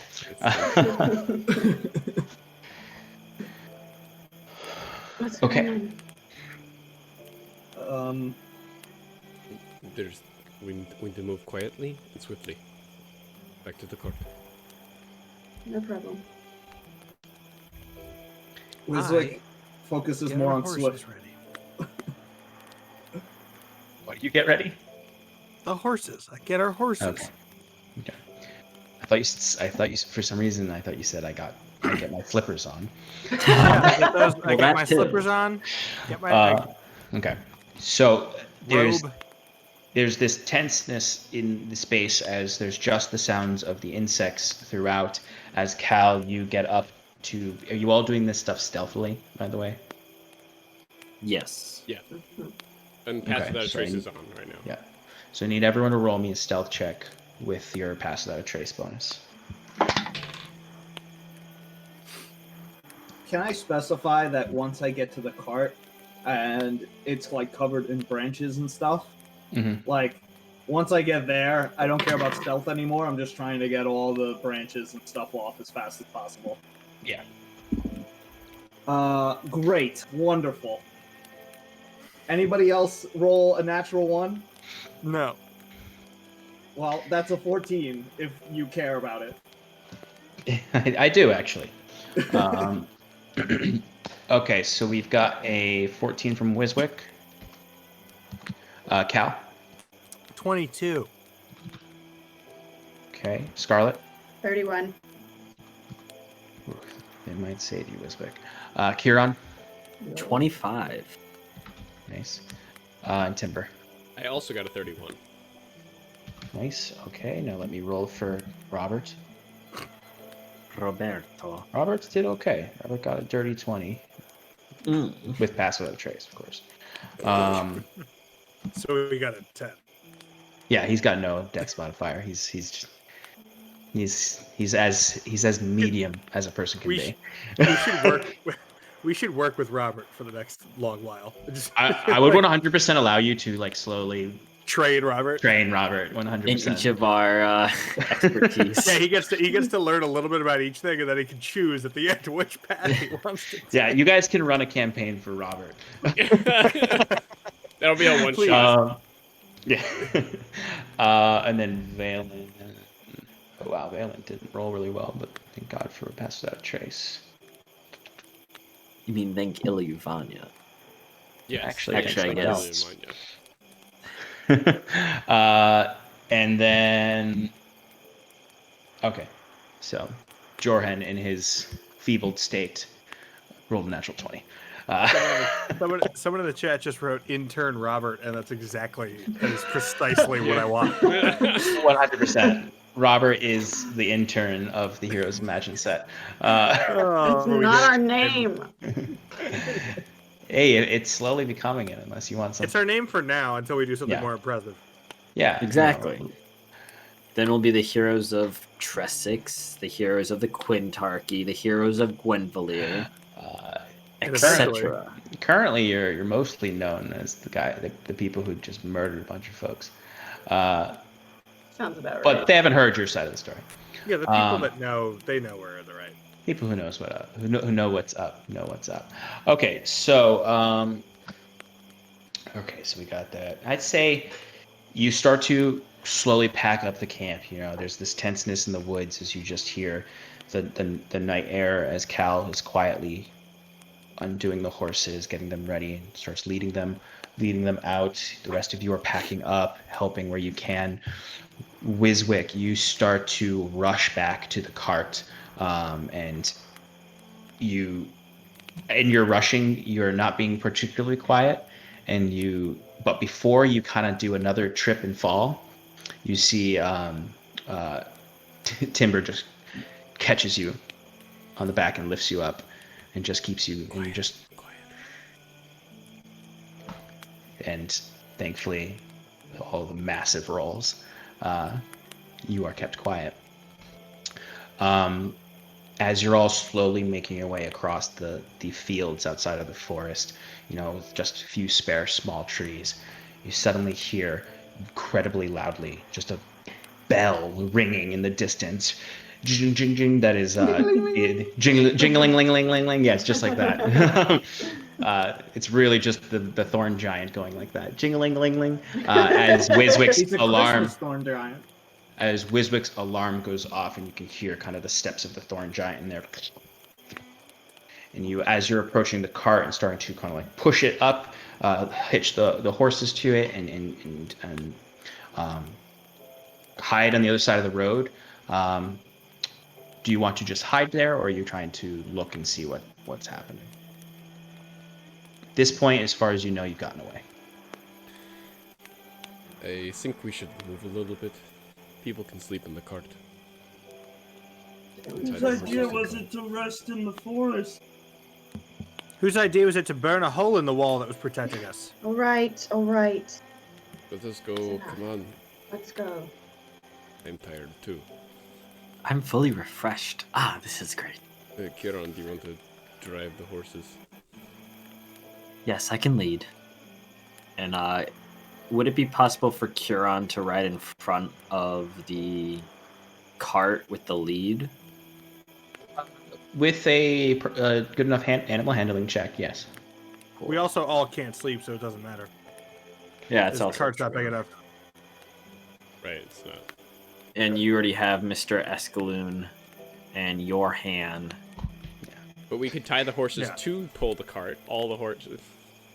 And just sleep on our horses? Yeah, that's always... No, all sleep in the cart. You know, just jam pack. No, there isn't enough room, man. I know. On top of I'm each kidding. other. Yes. Mr. Escalon makes a great sardine it pillow. up. I mean, do you guys just want to like ride for an hour and then go back to sleep? That's Yeah. the idea. Okay. Sure. Okay. All right. So you ride for another hour into the night. At this point, it's pretty late. It's honestly at this point you can kind of see on the edge of the horizon the light of the sunrise. As you Yeah, it's ride like for 5 in the morning, right? yeah, 6 in yeah, the it's morning. around 5 in the morning at this point. Actually, no, it's around 6. 5. No, yeah, it's 6 actually. So the sun is peaking up. You ride about an Around hour. that giant planet in the sky? Yeah, man. Okay. I mean, the planet is not eclipsing it anymore, but you do see the giant planet start to light up with the sun. Oh, cosmology. You ride for an That's not hour. cosmology. Sorry. Okay. It's astronomy. Astronomy. Whatever. Get your goddamn high-level fields right, Sean. Oh my god. All right. Fine. Yes, you're right. You ride for an hour. Where do you want to make camp? The forests on the left or the sparse forests on the right? I think it's best if we rest to the right. We've I only can need keep watch while the rest of you sleep. like 2 hours or 4 hours left. Can we not unpack the cart again? That was a pain. Okay. No, fine. no. We'll make a quick makeshift camp. It's okay. I take care of my horse the same way I always do before going to bed, because I'm not going to do anything by half measures. Okay. So you each take your respective amount of quality and unpacking your horses and getting ready for bed. Kieran, if you'd like to give me a perception check. I would be honored. Thanks. Wow, another 26. Okay. All right. So in this stretch of time, since the sun is kind of coming up, your compatriots are trying to rest best they can as the light of morning is coming. You're able to pretty much see if anything is coming, and there's not much going on. You can see some birds starting to fly around in the sky as the morning comes, but there are no beasts or threats or enemies abound. And you finish your long rest, a lot of you. And by the time your compatriots start to wake up, it's around 10 a.m.-ish, a little bit more than that. Maybe around 10:15, 10:17. It's 10:17 a.m. as your first compatriot wakes up. Eastern Standard or? It's actually, I think, central where you are in Gwenvalier. Makes sense. But anyway, you wake up. It's a little later in the morning, but you all start to come to consciousness. The sky is a thick overcast by this time in the morning, as clouds have started to block out the sun that was keeping you awake in the morning. There's a little bit of fog rolling over the hills, but it's not too rainy or wet or anything. As you all come to wakefulness. What would you like to do? Get our stuff packed up and keep on heading. That's right. Yeah. And Keep on, keeping on. Timber will assume position in the back of the cart with Mr. Echelon. Great. Escalon. Escalon, sorry, I don't know why I said No, Echelon. Epilon. Yeah, Epilon, sorry. Oh, Robert. Emelon. Yeah. Pablo Escobar. Robert is helping. Robert is helping Cal get the cart ready. Yeah. Um, While we're doing that, I would like to ask him some questions. absolutely. So, Robert, what do you want out of life, Robert? Oh, okay, the big one. I hand Cal the essay.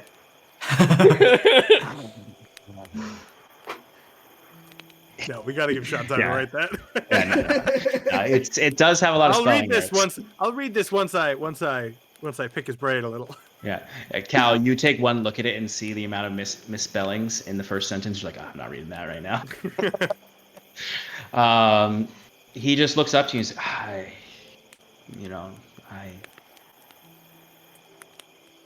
guess I want what everyone wants. I want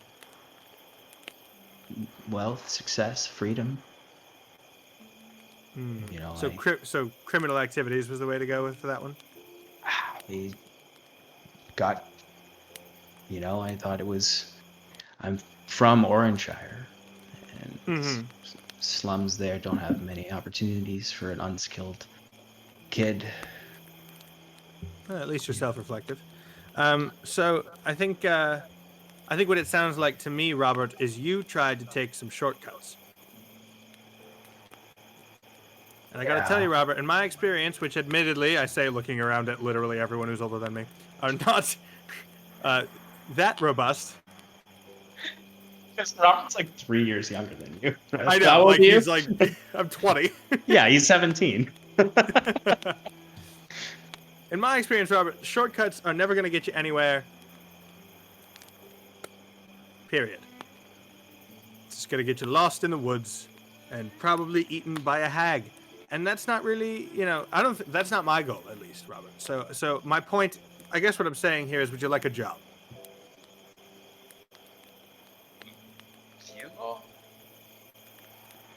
Yeah. What do you do besides? What don't we do, Rob?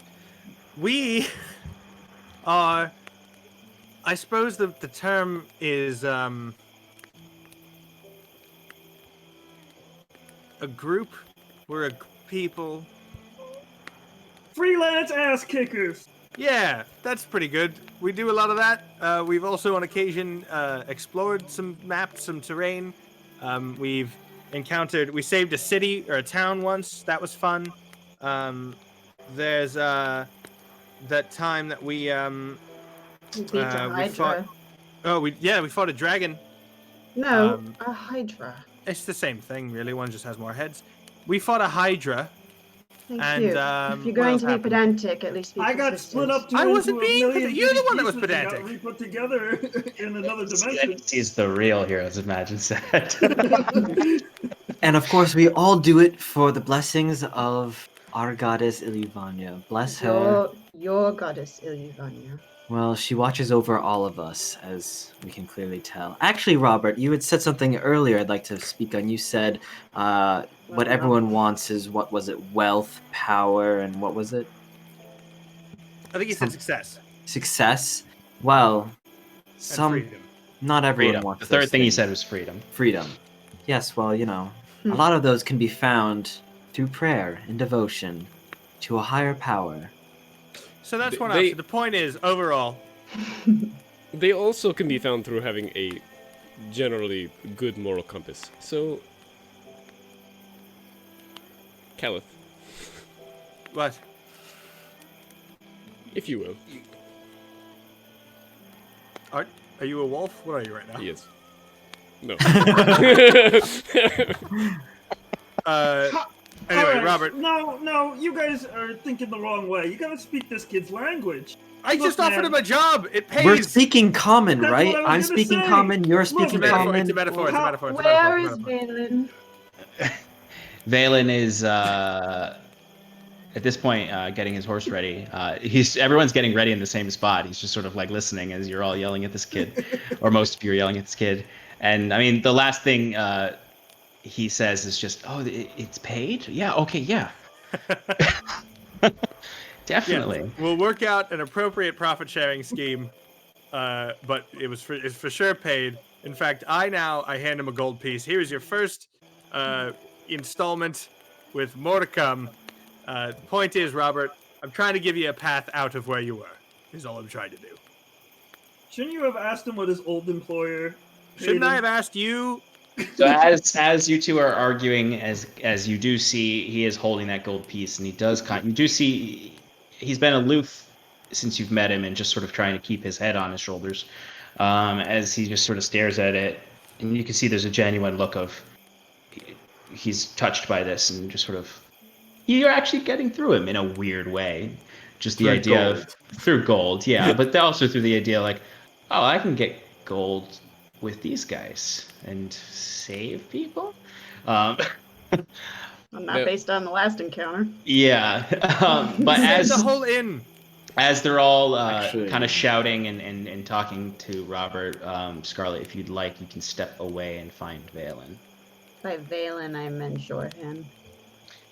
Jorhan is with Valen. As you see kind of not. I mean, you notice often Valen will sleep a little bit distance from the lot of you. He's not like an entirely separate camp, but he'll kind of set up his own little corner. But you see Valen is packing the horse, and you see Jorhan kind of just holding his side, has an arm on the back of the horse, just sort of leaning against it. He seems a lot better. You know, he was having another kind of fit of sickness the night before in his recovery, but he seems like he did that day that you all noticed him kind of out and about on his own in the morning. What would you like to do? So I'll talk to Valen first. Okay. Do you know how much longer we have to go? Valen is kind of getting the horse ready, and he turns. He looks to Jorhan and then to you. After the last night's travel, we've about as long as we keep a quick pace, we can make it there in 2 days. 2 days. All right. And then I'll turn my gaze to Jorhan. How are you feeling this morning? And you can see, like, you know, Jorhan, you don't, you know, he's been so kept separate from you all, and you can kind of get another good look at him. And he's got that deeply pale skin. His eyes are black with no iris. His hair is a deep dark black that is just sort of held back in a man bun in the back. He's got some, you know, overgrown facial hair from the journey, but also being captive. I don't know why I said captive that way. But you can see from his eyes, there's sort of like, you can see the veins under his skin have black blood flowing through them. His eyes kind of look there is white sclera, but his eyes, like, sort of the effect around them is kind of like in The Witcher when Geralt has the black eyes. You can see just under his tunic that is somewhat loosely held, under the pale skin and the black veins, you can see a small light in his chest, almost like it's his heart. It is a golden light within all the darkness of the fallen aspect of his Asimar nature. And he just looks up to you, a kind of pained expression, but definitely in a better state. I am doing much better. Well, that's good to hear. Well, I don't suppose. Sorry. I have all of you to thank for that. Well, I don't suppose. You know, I'm not very good with questions, but I don't suppose you remember anything. See Valen kind of side-eyeing you and then looking to Jorhan. Not in a way of, like, keep quiet, but just sort of, like, interested in what's he's going to say, Mhm. as he's sort of busying himself as if he's not listening. Valen. It is still fragmented, but I remember certain things. I remember being captured outside of Gloomholm. Oh.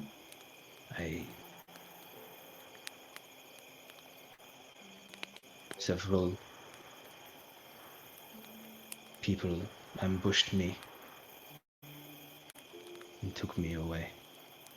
You remember what they looked like? A lot like the people from last night. Not them, I think, but Did people like them? it seemed so, from what I can remember. They took me somewhere, I don't recall where, but I was in and out of consciousness the whole time. Mm. I was bound, gagged. There were others with me. Others? I did not see them again. Until What did the others look like?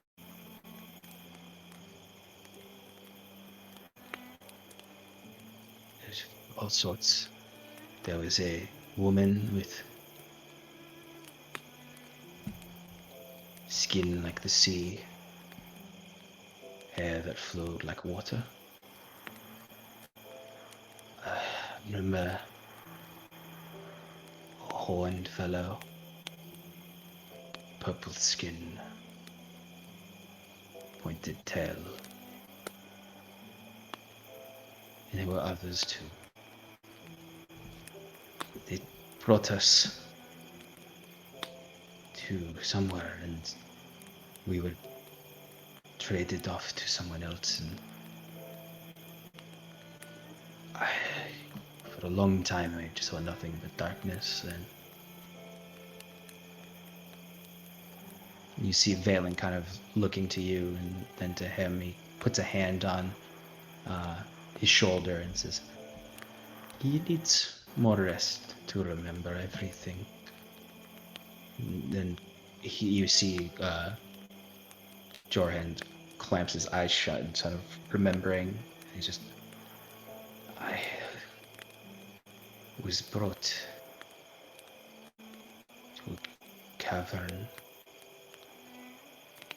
I heard them making a deal with a man or a woman, I don't know. They just wore a yellow cloak. The deal. Could not understand what they were saying. I could not see their face. But they gave them gold and gems and all sorts of treasures. But just for me and the others.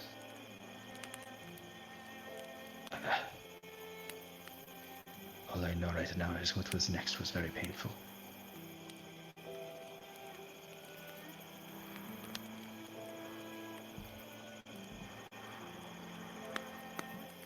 It's awful.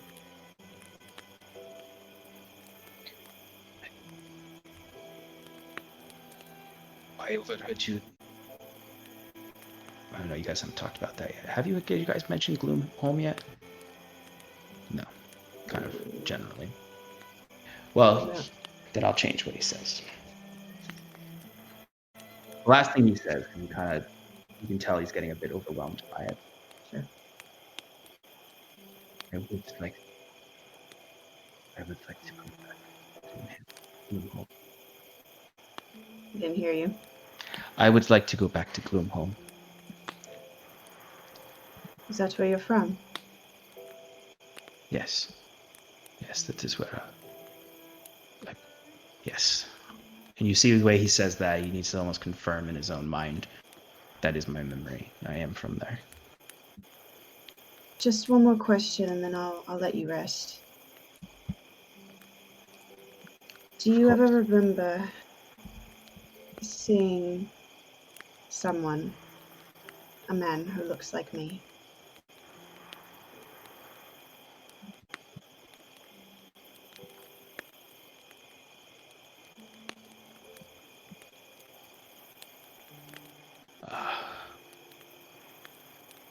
Maybe. Maybe. I may have. Is he with you? No. I think there were others. Wherever they brought us. I don't remember where, which one, but there were many folk with fiery hair, flowing, crystalline hair, stony flesh, golden like I was. I don't know where they are now. Those who came with me are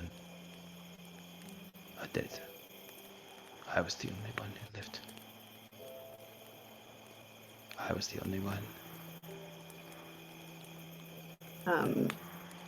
Scarlett's gonna be overcome with emotion, and she's just gonna turn around and go back to her horse. As you're walking away, Valen kind of shouts out to you. He will get better. And he will remember more. As long as we take care of him. Yes.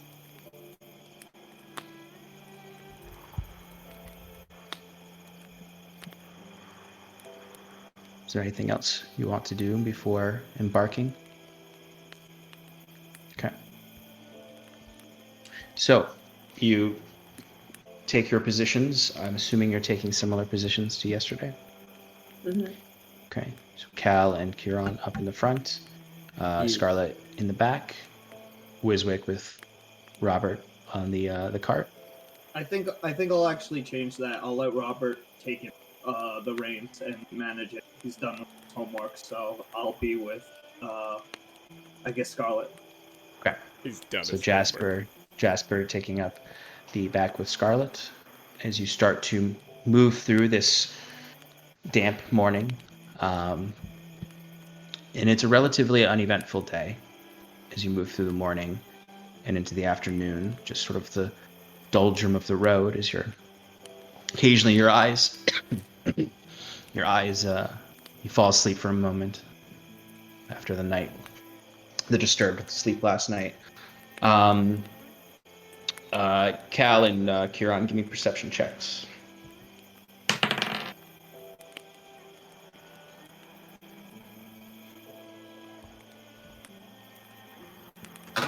Kieran, did you get 26? 29. All right. Okay. So you would both see down the road in the distance what appears to you, Cal, it just looks like a small cart. You can't really make many details out. Kieran, you would notice a bit more detail as your elf eyes show that there is just a human man riding the cart. You see the back is not covered. It has several crates and supplies on it. As you see a woman sitting on the back, a few children back there, and a few elderly folk.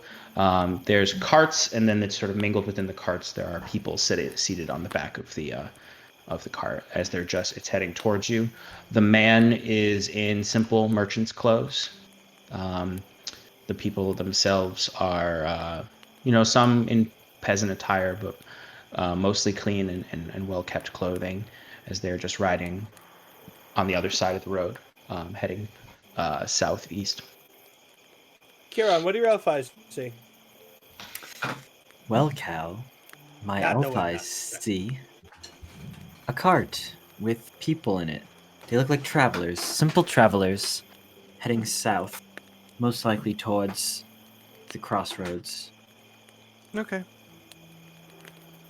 And I continue riding. Yes.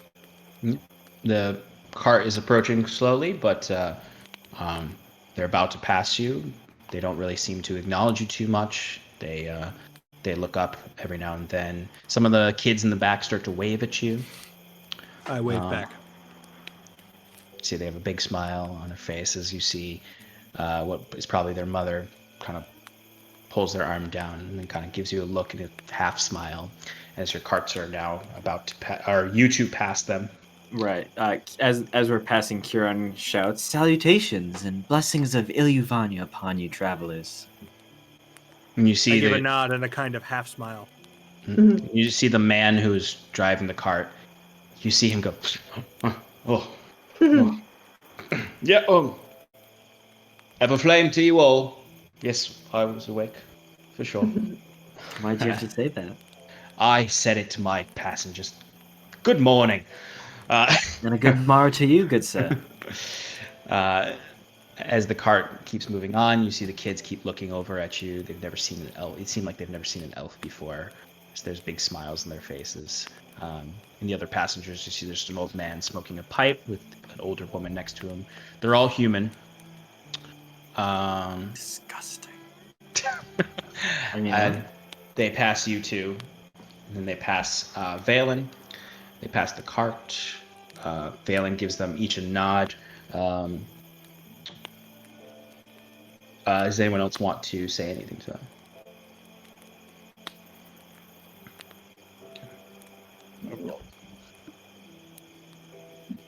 All right. So you see Valen actually shouts out to them. You're coming from the north. Did you cross roads with some refugees? Soldiers from the capital. You see the man just... Oh yeah, we saw them camped out outside of Drift March. By that point, they're out of the way of Valen, and he just gives them a nod. Typical. I'm just looking at Valen. Typical Valen, asking questions. Anyway, you keep moving on. The rest of the day is relatively safe and without harm. You don't really pass anyone else on the road. Seems like it's not prime travel time, and you're easily enough able to find a place to rest. The road is getting closer to the edge of the river at this point, and you could find some safe passage on the right side of the road, or safe harbor on the right side of the road amongst the rocky clusters that is away from the main road, but also not a dense forest. And you can take your rest in this day, and unless there's anything anyone would like to do. Could I just talk to Valen for a little? Sure. Hey, Valen. First I want to say thanks. I don't know what you said to the tavern owner way back then, but it seemed like whatever you covered my butt, and I just want to let you know I appreciate that. Valen, he's kind of getting himself comfortable to sleep that night. You see him; he has his own pipe out at this point. He just looks at you. Yes, Wiswick. We do not have. I don't have many strings that I can pull, but I have certain permissions from the general, and certain things I can give out. And I deemed that a moment worth using those privileges.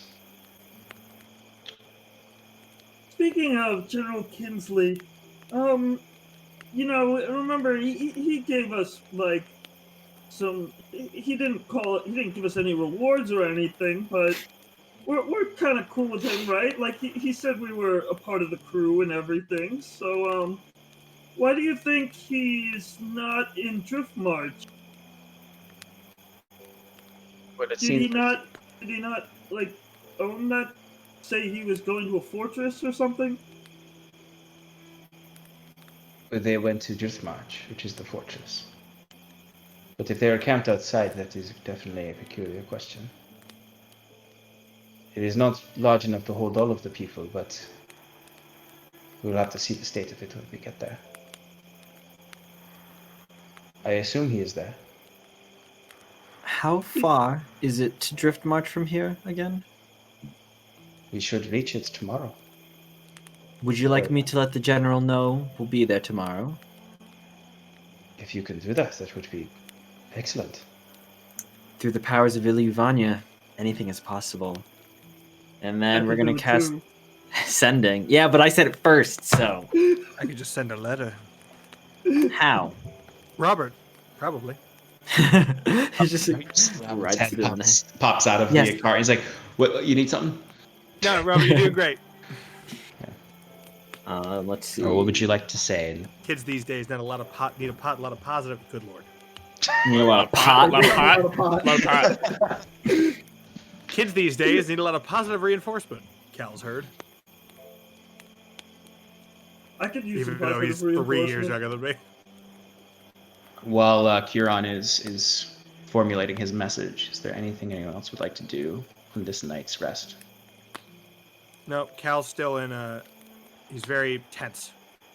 Timber's Is still- Escalon still out? I would actually say that he's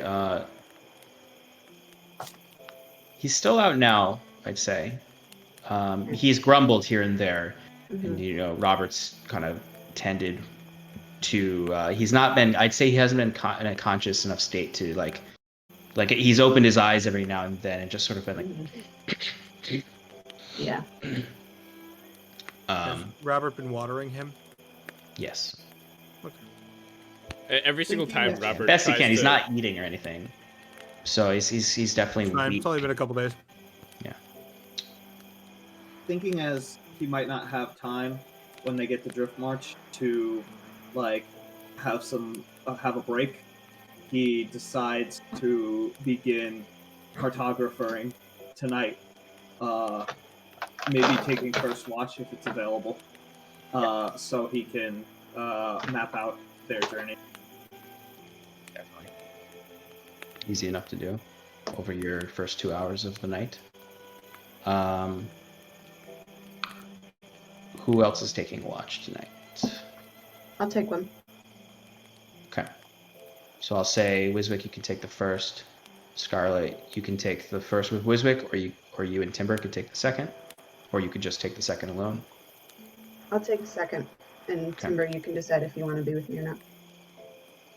Okay. Like my sleep. All right. Like my sleep. What was the place, the crossroads called? Witwara Corner. All right. So Kieran's gonna cast sending. It's exactly 25. You don't have to count, Okay. but you can if you'd like. Oh, General, wow. we will reach Drift March, which I assume is one word.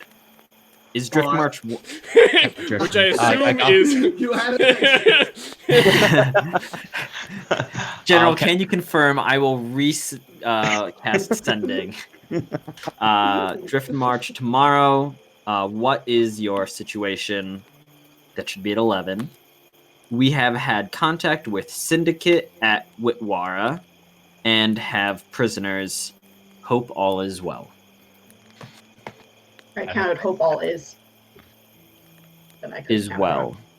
You did it wrong. Trust me, because I have it written out I here. believe you. I believe you. I'm just being a jerk. Yeah. Kieran is careful with his message sending. Okay, so after a few moments, you hear a response. As that you hear the voice of the general enter your mind, and he just says, that is perfect timing for you to arrive tomorrow. Seems that things at Drift March are not as we had hoped. We have the refugees camped outside of the keep. The sooner you can be here, the better.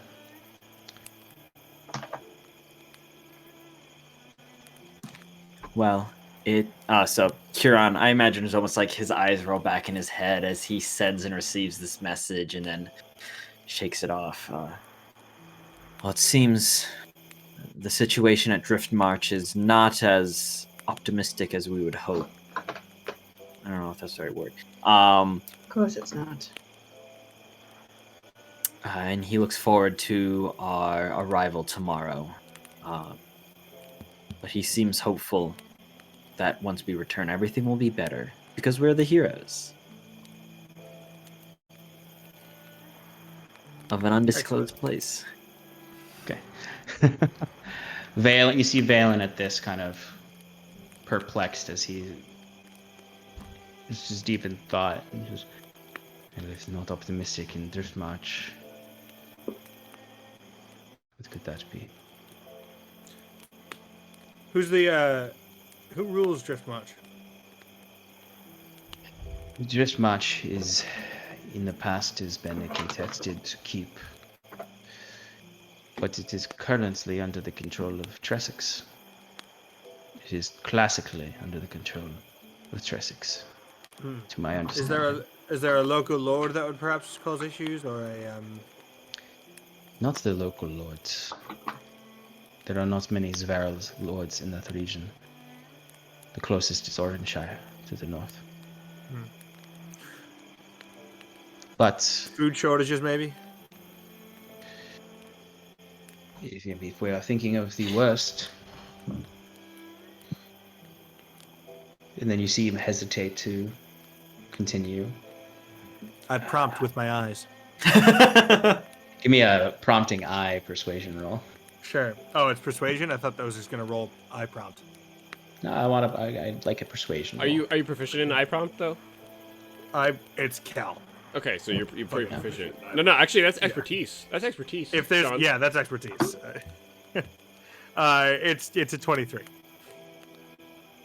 All right, so he comes out of the hesitation, deciding to continue.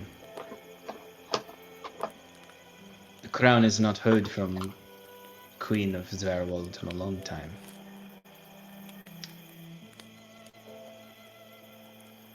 He presumes that she just, as a newly seated queen, would answer the call of the king. I don't know what that means. There may be Zvarls controlling the keep who have taken it. I would not think that the queen would have challenged the king in such a way, openly. But I guess we should prepare for the worst tomorrow. Or there could just simply be a monster occupying the keep. It is not typically. It's not typically manned. Oh. It's a very small garrison, since it is the best bridge to cross the river. But folk don't live there. It's a military garrison. Sean, what would I know about the Queen of Zvarwald? Give me a history check. Has that pulled Can I up? roll two? You're proficient in history, right? Yeah. Anyone proficient in history could roll if they wanted to. 16, Sean. 16, okay. I can tell you I did better than that. I got an 18 plus 10. Okay. Your understandings will not be the same as Cal's, even if a higher roll. You would know a few things potentially. Okay. There she is. All right, so you would know that her name is Queen Solveig.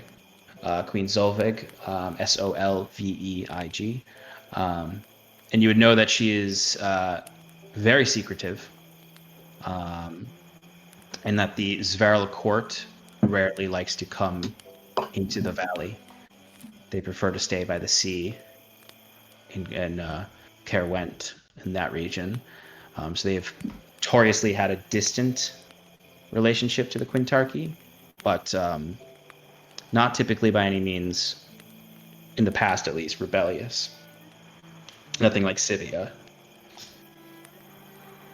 But at the same time, there's, usually a pretty big separation between the valley Sverals and the sea of Sverals. So there's those who live around the capital, and then there's those who live north of the river, of the Amber Riverway, who are more closely related to Tresix than the Sverals, and have more interactions with the crown, positive or negative in that sense. But Went is just so distant from the rest of the Quintarchy that they're often quite secretive, and she is the most secretive. She's How long has she reigned for? yeah.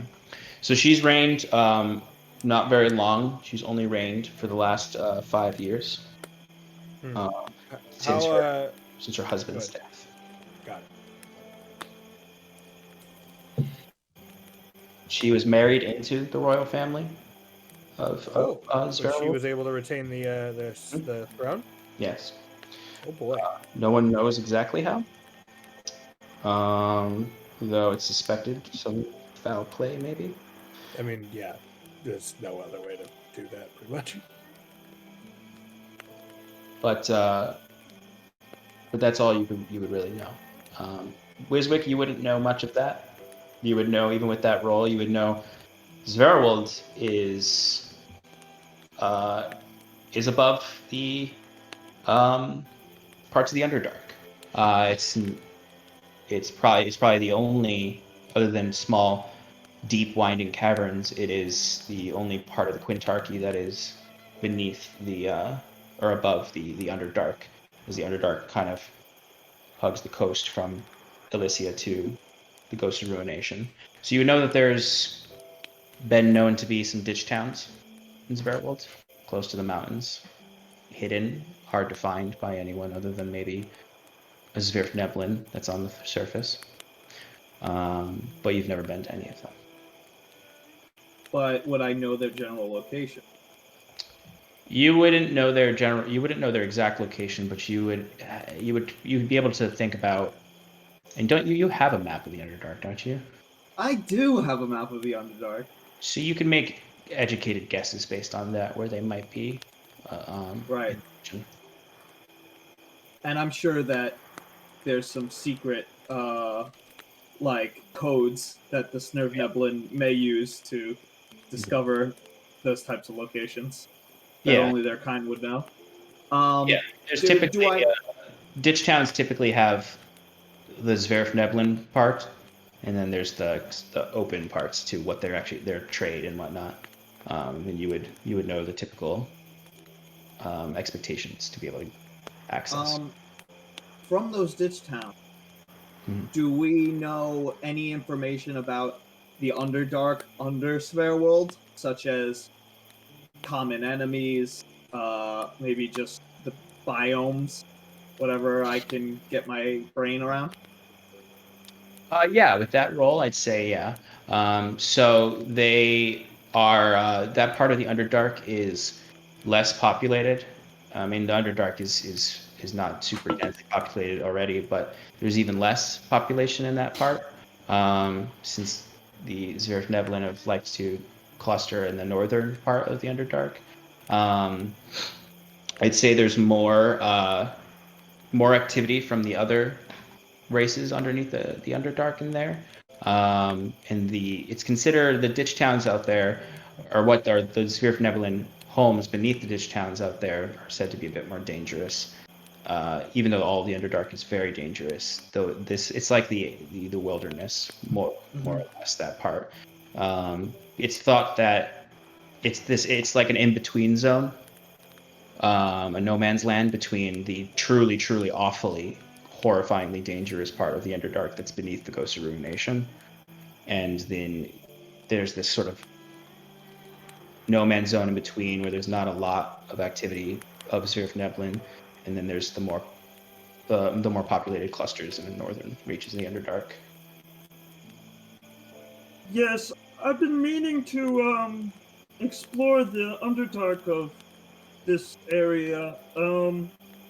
It's known to be more on the dangerous side, but I have a feeling that it's probably been untouched by my people, and I might be able to find more clues about my history there than anywhere else. I don't know if we're capable of handling what's down there, but it would be nice to go check it out.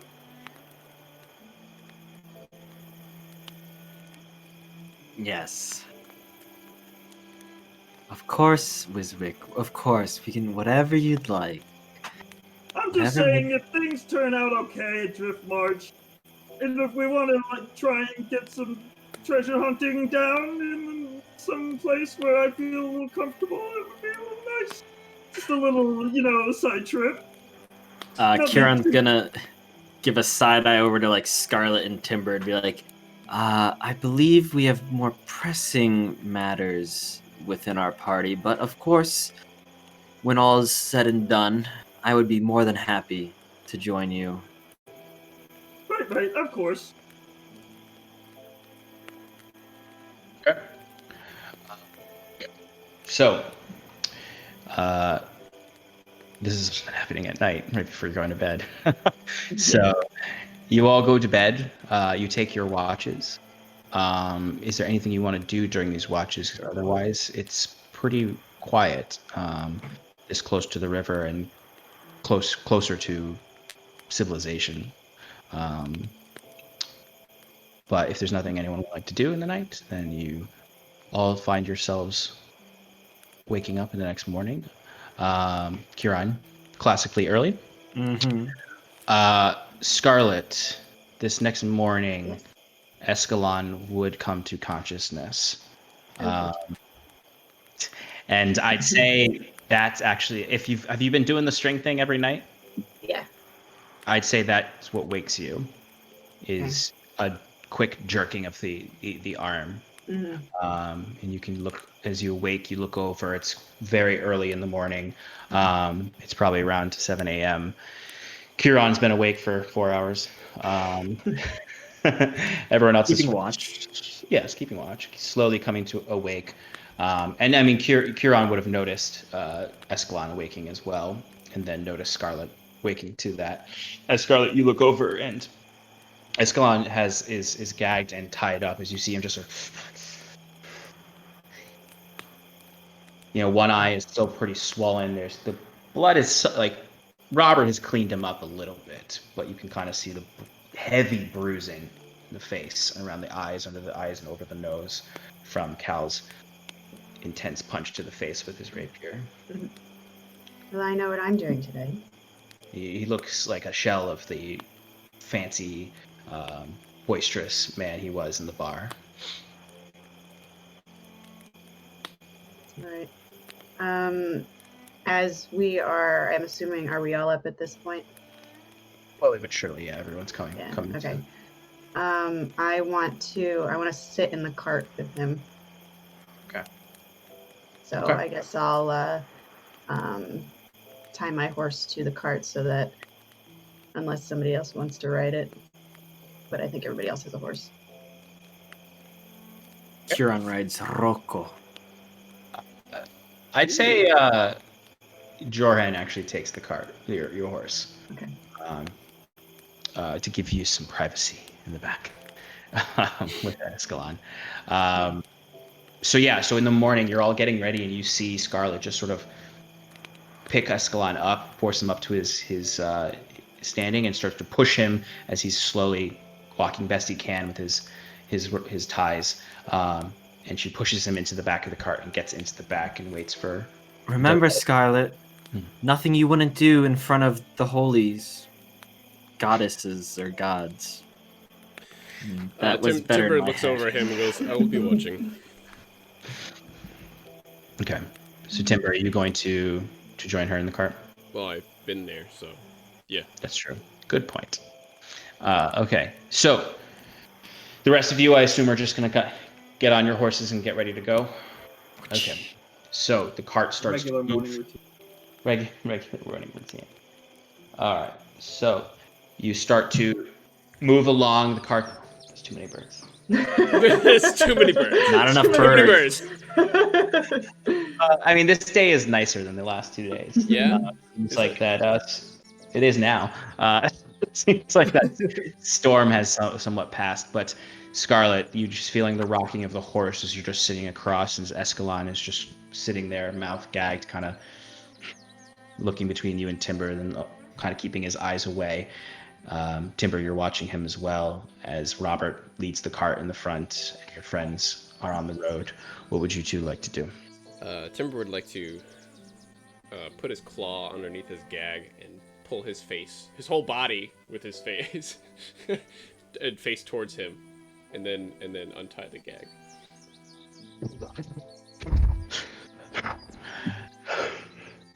Oh, and you can't do that. His hands are tight. Feeling good, are we? You see, That time you woke up. he spits in the ground of the cart, and there's still blood in his spit. What happened to your pup? Oh, I know. Killed him. Hey, you don't Where have did you to reveal the news that quickly. I just couldn't wait. You killed him, see ya? No, he's just somewhere on a different plane. No, we're not going to lie. Kieran said not to do anything I wouldn't do in front of the goddesses, and I would not lie. Yes, I killed him. I told you we're not to be trifled with. Yeah. What you want? Where are you taking me? Why didn't you kill me? Because we have some questions for you. Now, I'm not usually the one that does the questioning. I had somebody who did that for me. So bear with me. Yeah. Suppose I don't have a choice. No, you really don't. So, Timber, do you have anything you'd like to go first with? sure. So, Mr. Esselon, I would first like to know, where do you stand within the Highlands Syndicate? And I'm... The more you cooperate, I'll loosen your strands. And the less you cooperate, the more fingers you lose. Timber... Good cop, bad Give me cop. Yeah. Give me a persuasion check, Scarlet. Give me an intimidation check. Ooh. The big werewolf is the good. Yeah, exactly. Yeah. I actually got an unnatural 20. You rolled an 18. I got a 17. Yeah, right. You see, he squirms in his ties. It's just, I work for them. Okay, so We surmised that much. I'm not How in long? the syndicate. you Did you work want to for be? them. I had aspirations. Why? He thinks he's good at this, Scarlet. That's why. Anyway, Mr. Good at this, Esselon. yeah. Not very good. Not good enough. So, what do you know about them? Tell me everything. Where do they operate? Who hired you? Who do you contact? What's in them? And don't leave anything out. I suppose that Nazir was not satisfying enough in your questioning. No, he tried the more brutal method. That didn't pan out for him. You were unconscious, so... And he decided to take charge? Idiot. Okay, fine. If you loosen these ties, I'll tell you whatever you want. No. Tell me first, and then I will loosen them. I've worked for the Syndicate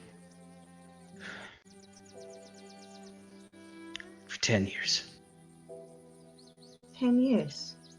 How convenient. I've been tracking them for 10 years. Ah, you finally found us.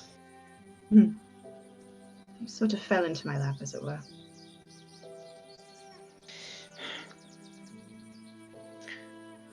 It was just work.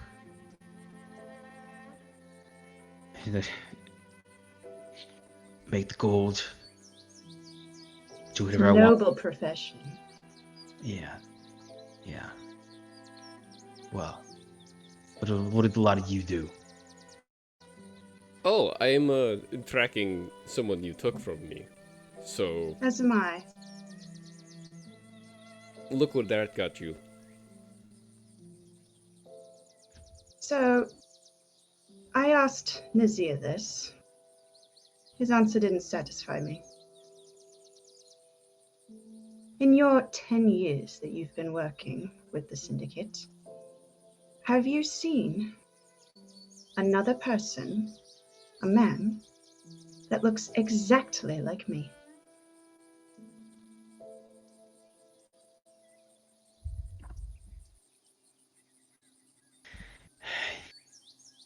I've seen a lot of your folk. You see, that's what Nazir said, and he's no longer alive. I need you to think harder. Give me an intimidation check. With advantage, with Timber helping you. Just in general. Natural 20. Okay. So 22 total.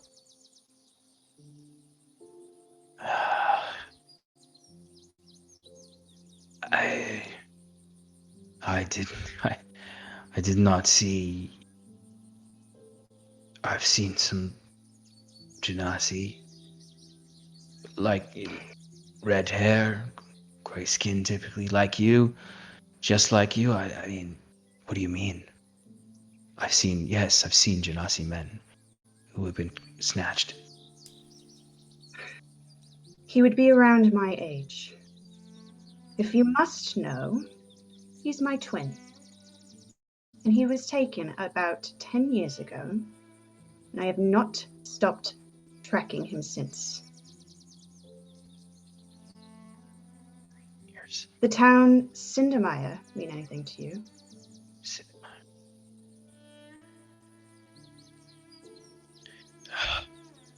Yeah. Oh, really? Oh, now we're getting somewhere.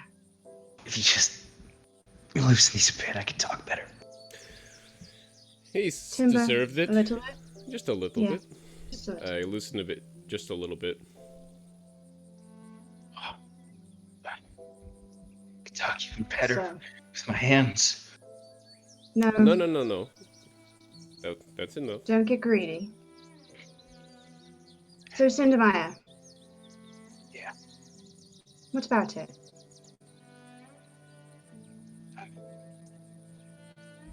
Years ago, I remember some. I hadn't gotten into this yet. I was just working. Courier, simple things. And I heard a story.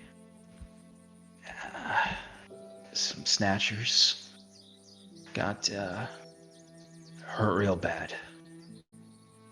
You know, this work isn't always as dangerous as tonight's been. Or last, well, what day is it?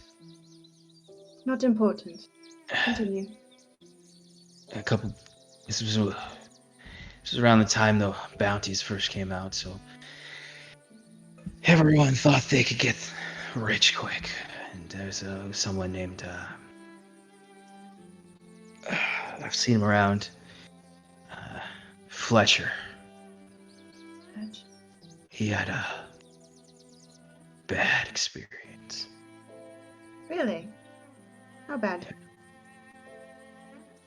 Well, Surely you've heard a story. if you're looking for a Genasi like you, and he had some serious burns. Fletcher did. Oh yeah. On his face? Last I saw him, yeah. That is exactly the man I'm looking for. He's a member now. Who's a member now? Fletcher? Fletcher, yeah. Probably because he stole my brother. I don't know for sure. But if you're looking for a man with the burned face. Yeah. Burned hands as well. Oh A yeah. different one. His whole crew was burnt up. That's who I'm looking for. Where are they?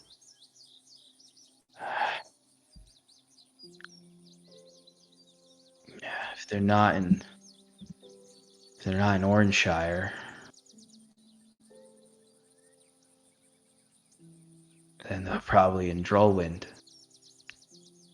So first place to look is in Oranshire. Yeah.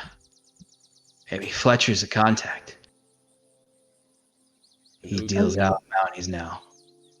Who do you contact? Yes, we asked this of Nazir as well. If you had succeeded, and our roles were reversed at the moment, where would we have gone? You see coughs, not into his hand because his hands are tied. Just blood comes out still. It's like, we would have gone to Oranshire and tried to find Fletcher or one of his partners, one of his crew.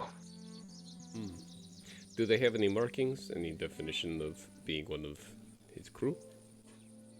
How can you define one of his crew? Let me just pull up one thing from my notes.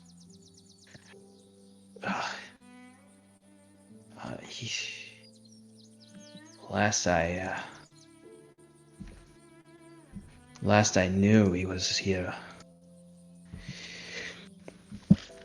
You know, he's one of the butchers.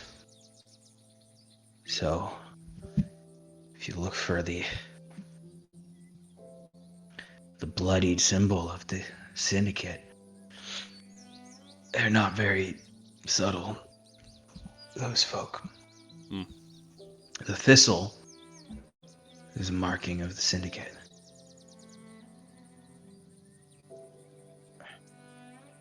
To know. You're proving far more useful than Azir was. Yeah, well, I don't want to die in some cart in fucking Tressex. Yeah, that will No. be pretty awful. Scarlet, may I? Absolutely. By all means. Mr. Epsilon. I will loosen these ties for you just a little bit more. I am not untying them, though. You won't get very far if you do get loose. No, he won't. Now, why is this the syndicate going after magical folk?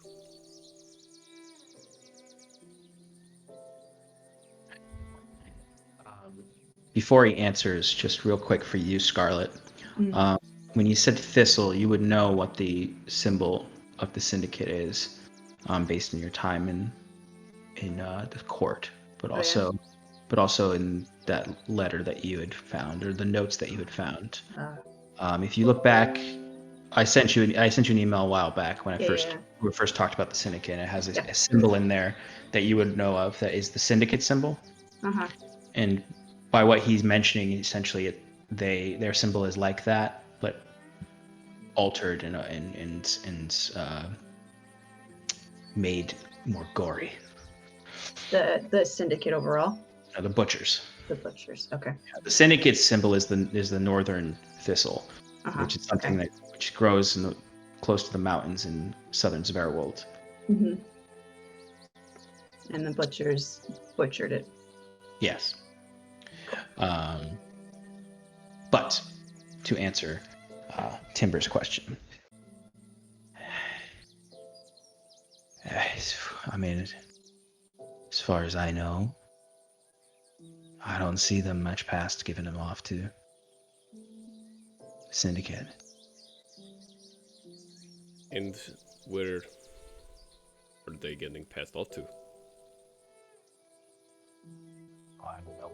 I don't know what Nazir told you, but Not much. but that's why he's dead, I guess. We find our contacts, and they give us a location to meet. We meet them, and we hand them off. I don't know what they do with them after that. And who is your contact? Well, usually, like I said, we'll try to get one of Fletcher's crew. The one we usually find is a Dragonborn fellow.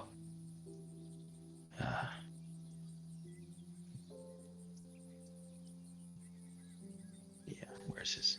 My notes. There it is. Yeah, he's got emerald scales, green scales. He's a squat face, almost looks more like a turtle. But his name's Inzul. And Sorry. this is a contact of Fletcher's. He's one of Fletcher's crew. How large is Fletcher's crew? Well, it depends on where they are. If they're in Orangeshire, not too many. Droll Hall or Drollwind, more. I've never been there, but I know that's where he spends most of his time. In Drollwind. Yeah. Well, we'll just have to try and catch him when he's in Orangeshire. I guess I shouldn't be giving advice to those who are holding me in bindings, but you might want to find. I don't know much about the inside of the syndicate, but they're old criminals. Their roots are deep in Sverwold. If you start walking into taverns in Sverwold, you start saying things, you find worse than Nazir and me coming into your room at night. Don't worry, we know how to be subtle. Not really, to be honest. But anyway. Well, at least I do. I've spent some time with criminal organizations.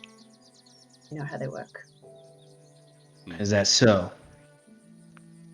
So, Hmm. it is a good line of work.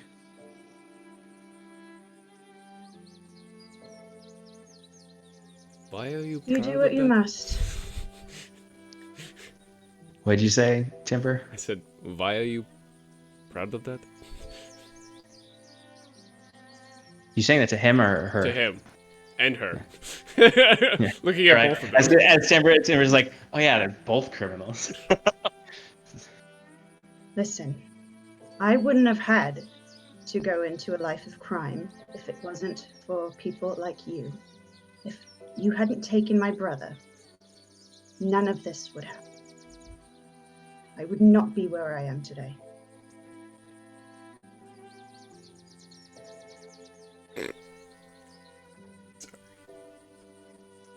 That's well, I guess this is a good time to say sorry, but that wasn't me. Oh, I know it wasn't you. An apology not accepted. It could have been you, though. Timber, do you have any more questions? Probably let him rest. Yeah, he's been a good boy. How old is he? Before I say that. Yeah, he's not a boy. He is not 17 like Robert. He's most likely, from what you can see, in his 30s. Okay. I don't say that. He's been good. Last thing. For Mhm. now. Robert, how long has he been with you? Couple months. And why did he join you? He's looking for gold. Okay, good Said enough. his family needed it.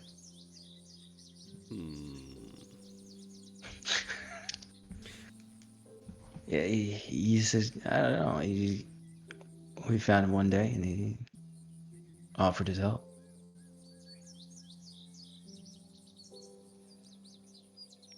He's never been in this part of it. Hmm. Snatching.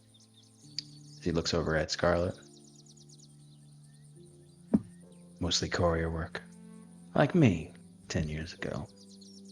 So in 10 years, Robert could have been you. Maybe. You do a lot of soothsaying, it seems. Talking about 10 years. Future. What could have been.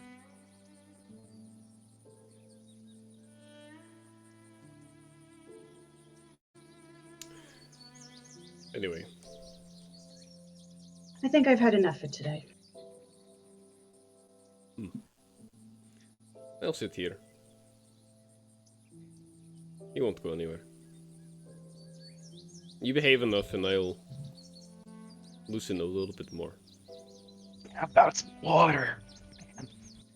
Or some food, maybe. Yeah, maybe Visvik will make you some. Actually, maybe I shouldn't ask him. He would probably piss in the cup for you. As a prank. What are you gonna do with me? As I'm walking one out. Go ahead, Timur. One or two things. You misbehave. I get moody. You don't want to see that. The second thing. We turn you in. You've committed I'm enough. planning on doing that anyway. You might as well serve your time. Yes. And if you ever, by some miracle, if you find yourself scot-free, and you ever come after me or my friends again, that will be the last thing you ever do. And I'm out. He just looks over to Timber. He goes, if I ever get out of here, an Oxland jail, I'm not going anywhere near any of you ever again. I'm leaving. Oh, what would you do? With your second chance?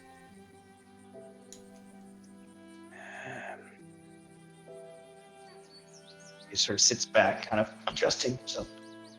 Kind of actually like, it's a never thought about it much. Well, stare on that. I'll loosen your legs a little bit.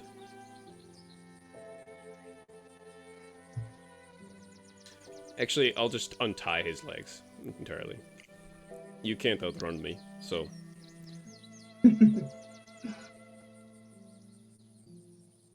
Get comfortable. Spits out the back of the cart. Leans his head back against it, closes his eyes.